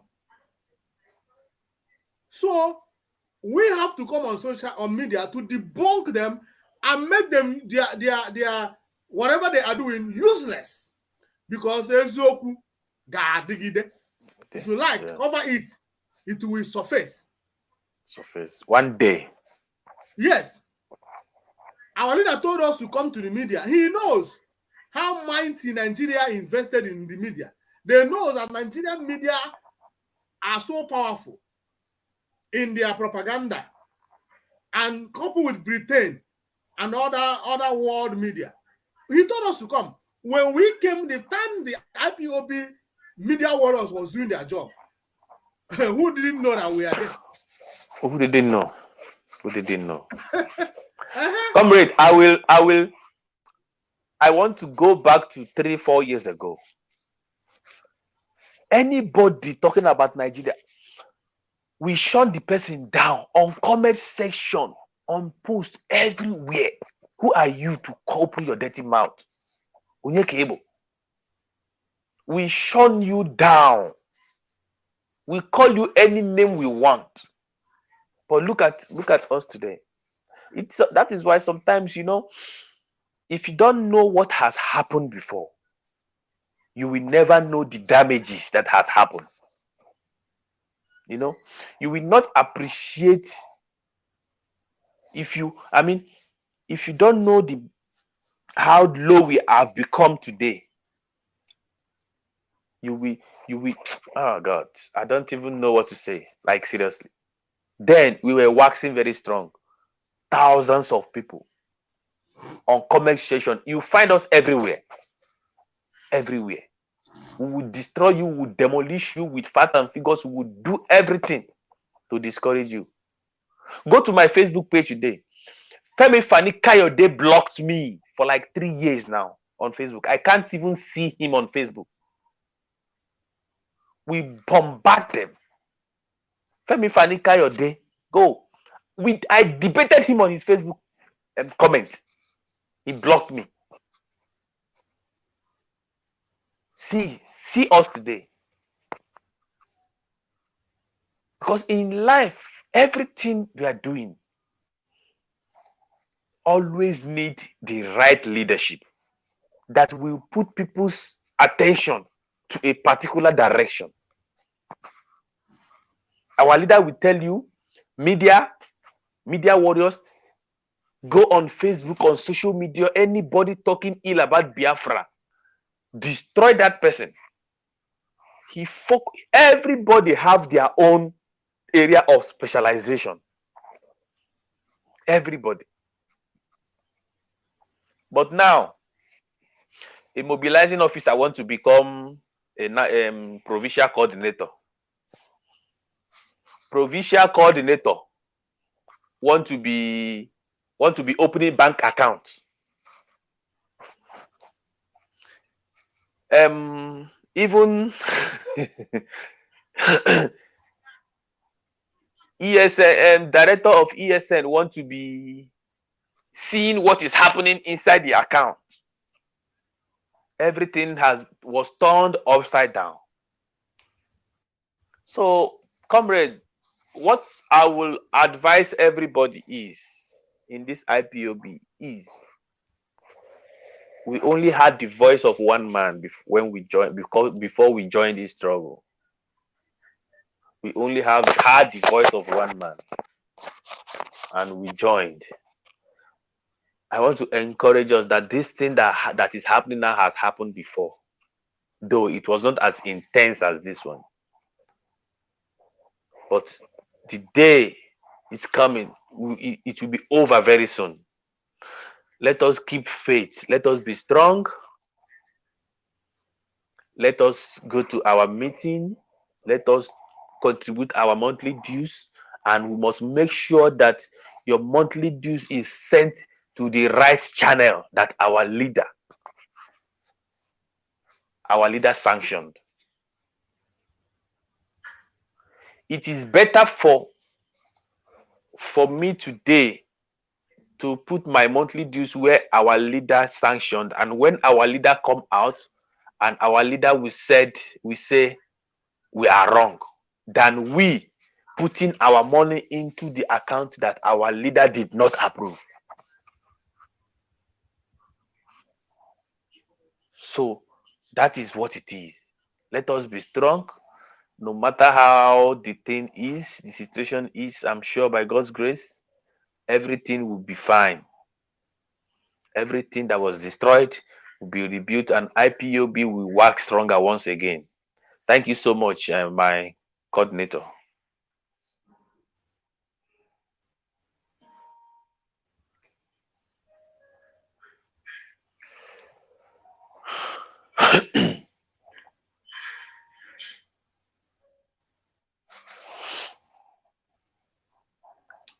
Yes, hello, Comrade Frank, are you there? I will take it to be your final. Yes. I will take it to be your final word to Biafrans. You have communicated, unless if you still want to have a special final word for the people watching us. I can see Ada Zion Akudo Adley are watching us. Our finance. You know, these are the people that were targeted. One of the people that were targeted because the cabals couldn't penetrate them. So decided, because, like they say, what you cannot, you don't understand, you condemn. You condemn. So they couldn't understand the Madam Finance of Sadek. They decided to destroy her. You can see that she followed us in this program all through. And yes. I thank you, Madam Finance. And Maz, IPOB Western Cape is also watching us. We thank you for being here with us. It's not easy. So, Mazi, please, if you have any final word to say before I conclude this program, you are going to return again soonest, probably on Sunday. That is what I want to say now. Okay. I think we have load shedding on Sunday. What I want to say is, I think within some period now, there is no load shedding anymore. So it will be very nice if we can have these conversations at least twice a week when there is no load shedding, we'll come on program like this, we'll discuss some interesting topics and the way forward in IPOB. Because what we need now is a way forward. So we'll be able to discuss that and set people to the right direction. That is what we need in IPOB now. Maz, you know, that IPOB, I mean, IPOB Western Cape Media is a child of necessity. Yeah. That is why IPOB Western Cape is here in the first place. That is why I keep thanking my coordinator, Mazin Innocent Tyler. You know, it's not easy to be a good leader. Being a leader is easy, but being a good leader is another thing. It takes another step. A leader who wants everybody to shine, not a leader who wants to shine alone. Yeah, you see, that is who Mazin Amdekano is, and Mazin Innocent Tyler learned it well. Very early. That is what you're saying. He doesn't want to open or daga upon doors on doors anaga. Yes, that is what we're saying. And in our next program, he is going to be amongst us. Next program, I wanted us to have program on Sunday, but if it's not going to be possible because of no sharing, Monday is going to happen. The next program, Maz Innocent Talia is going to be with us.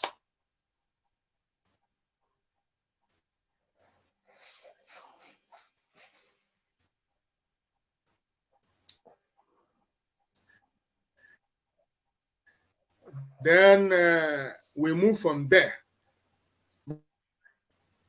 Of IPOB Western Cape Media. It's not is a challenge that I willingly accepted. Nobody pushed me into accepting it. When the opportunity happened, I grabbed it. Because it is.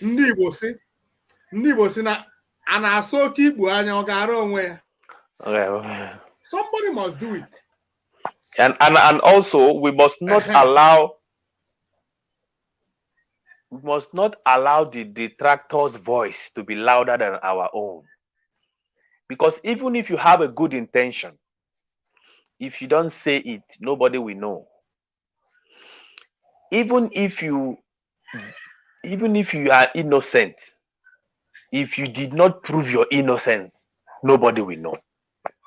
So that is why all of us, like for me, sometimes I'm busy, but if there is no load shedding, I come online. We must always keep the pot boiling so that their voice will not be louder than our own. And I promise IPOB that if we do this thing 3-6 months, they will hear our voice. They will know that yes, we are existing, and the people, we know the truth of what is happening. All hail Biafra. All hail Biafra. You know, each time I host a program, I pray for Mazi Nnamdi Kanu. Makana ndị Igbo si na onye ndị ilo gbara gburugburu na-eji ofu anya were ehi ụra. Ọ na-eche ndị ya nche mgbe niile. You know, I always pray for him all the time. Mana ọfọ ka m na-agọ maka na onye omenala ka m bụ. Ana m agọrị ọfọ ụtụtụ ehihie abalị anyanwụ ụtụtụ nche iru n'anyanwụ ngọrị ọfọ. And ihe m na-agọrị ya bụ ọfọ ndụ, ọ bụrụ ọfọ ọnwụ, ọfọ ndụ, otu oge si wee dere ya na mma. Wee na-ekwu okwu si na ndị niile bụ ndị iro Maazị Nnamdi Kanu, ndị niile na-eche ka Maazị Nnamdi Kanu daa, ha ncha ga-ada. Maazị Nnamdi Kanu ga-akwudo. Onye ọbụla furu isi Maazị Nnamdi Kanu si na ọ dị mma iji achụ àjà onye a ga-eji isi onwe ya na isi ezinụlọ ya wee chụọ ya waja. Ise. Osisi furu Maazị Nnamdi Kanu na-atụ nkwe, osisi ahụ ga-agbaji. Ise. Ka ha rabụrụ ndị niile gbakọrọ imegide Maazị Nnamdi Kanu, ha ga-eji azụ wee zere mmiri. Ise. Ha ga-eji ala wee zere mmiri. Ise. Ha ga-eji ụtụtụ wee nakpu ụra. Ise. Ana m akpọ ndị niile, ndị mbụ, ndị egede, ndị nna nna anyị ha, chi niile na-ejere Igbo ozi, chi niile nọ na Biafra, mmụọ niile na-echekwa Biafra, mmụọ niile ha na Chukwu Okike abịa amaghị so wee kee Biafra. Ana m asị ha binye megide ndị niile ahụ ka ha rawu ndị si na Maazị Nnamdi Kanu agaghị eji ụkwụ ya pụta na DSS dungeon. Ise. Ebe ọbụla ha nọ, ọsọ ha nọrọ na DOS, ọsọ ha nọrọ na ndị kpọrọ onwe ha ndị media worms or media rats or whatever they call themselves, ọsọ ha nọ na South Africa, ọsọ any part of the world, ebe ọbụla ha nọ, ọ gaghị adịrị ha na mma. Ise. Eke ga-emegide ha, Orie ga-emegide ha, Afọ ga-emegide ha, Nkwọ ga-emegide ha. Afọ anọ Igbo ji wee biri na-eme ọnụ ga-emegide ndị dị otu a. Ise. Ọ bụrụ na ha zọọ ana ụkwụ na anị, ọkụ ana ga-achagbu ha. Ha gbara mmiri ṅụọ, mmiri ahụ kwesịrị inye ha ndụ ga-abụ ọnwụ dịrị ha. Ise. Onye ọbụla si na Biafra agaghị abịa, onye ahụ agaghị adị ndụ wee fụ Biafra, maka na Biafra ga-abịa. Ise. Maazị Nnamdi Kanu agaghị atacha afụfụ a ọ bụrụ n'efu. Maazị Nnamdi Kanu agaghị anụcha ọgụ ka nwoke daa ka nwaanyị. Ise. Anyị na-arịọ mmụọ onye n'ala Igbo ka ha bịa kwado Nnamdi Kanu, ndị mbụ, ndị egede. Chukwu Okike abịa ma onye kpọrọ Maazị Nnamdi Kanu ka ọ bịa kwadosie ya ike. Ihe ọbụla ha na-eme ya, ma ọ bụ nri ka ha na-enye ya, ma ọ bụ ihe ọbụla onwe nke ga-eme ka ọ gbanwee obi ya, obi ya ga-abụ obi nwoke. Ise. Ise. Ana m agọkwa ọfọrọ ndị niile bụ ndị kwudosiri ike n'ihe a na-emesị na onwe ebe ha na ha ada apụ apụ, na ha ga-akwụdosi ike ruo mgbe onye isi ga-apụta. A sị na ọ ga-adịrị unu na mma. Ise. Ọ ga-adịrị unu na mma na Eke, na Orie, na Afọ, na Nkwọ. Unu ga-adị ndụ fụ Biafra, ka unu rabụ ndị si na ihe ọma dị mma. Unu ga na-afụ ihe ọma n'ụtụtụ, n'ehihie, n'abalị. Ise. Biafra wụ alaeze Chineke. Unu ga-afụ alaeze Chineke. Ise. Unu bụ ụmụ Chukwu Okike abịa ma kwa ụmụ Chineke ka a na-akpọ anyị dị. Yes, sir. Chukwu Okike abịa ma ga-agbara unu ọgụ n'ụtụtụ, n'ehihie, n'abalị. Ise. Ndị na-achọ unu ka ha gbuo unu maka eziokwu unu na-ekwu, anyị nwa bụ ndị kwudosiri n'eziokwu. Ndị ọbụla na-achụ anyị ka ha gbuo anyị, Chukwu Okike abịa ma ga-emepe a na ha danye n'ime ya, naghị emechie. Ise. Ọ gaghị adịrị ha na mma. Ndị iro Biafra. Tinubu, ana m egwa gị sị gị, ọ bụghị gị nwa jidere Maazị Nnamdi Kanu. Ebe ọ bụrụ na ọ bụghị gị nwa jidere Maazị Nnamdi Kanu, ị gaghị edowe Maazị Nnamdi Kanu, maka na mmadụ adịghị eri ihe ọ mara ebe o si bịa. Yes. Ị ga-arapụ Maazị Nnamdi Kanu ka ọ nawa, maka na onye aka ya dị ọcha ka ọ wụ. Ọ bụkwa na ịchụ na ị ga-arapụ Maazị Nnamdi Kanu, ihe mere Buhari eme gị nwụọ ruo mgbe n'oge gị erughị eru. Ise.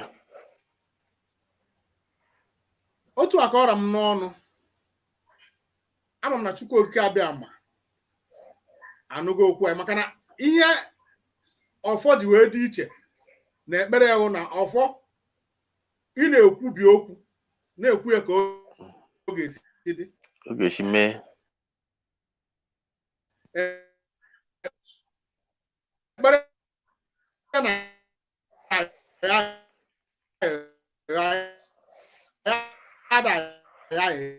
onye a na-ekwu Biafrans, it is well with you. I just prayed in the language of heaven. Nothing but the truth. The slogan of IPOB Western Cape Media is speaking it, saying it the way it is. That is our slogan in IPOB Western Cape Media. We say it the way it is, at all times, without fear nor favor. So I thank you for being in our midst this evening. I pray that Chukwu Abiyama will keep you alive to join us when next we gather. Say it is well with you all, Muchineke. May you remain blessed. You remain blessed and you'll be alive to join us when next we come. I just want you to please, if you have not shared this program, share it. You know, people will see it only when we share it, because some people don't even know about this platform. But if you share this program, they will know about it and they will join us next time. So I want you to share the program, like the program, and always set your notification so you will be alerted or notified whenever we come live. I thank you this evening. Maazi Philip Nwachineke, I thank you so much. I thank you so much. You're welcome. Biafrans are proud of you. IPOB Western Cape, we are proud of you. And I know that only Ndumazin and the Kanu knows about you and he's proud of you. May you remain blessed. Thank you so much for coming, honoring this invitation. May you remain blessed. Thank you. In the name of good night, dear friends, from me from here.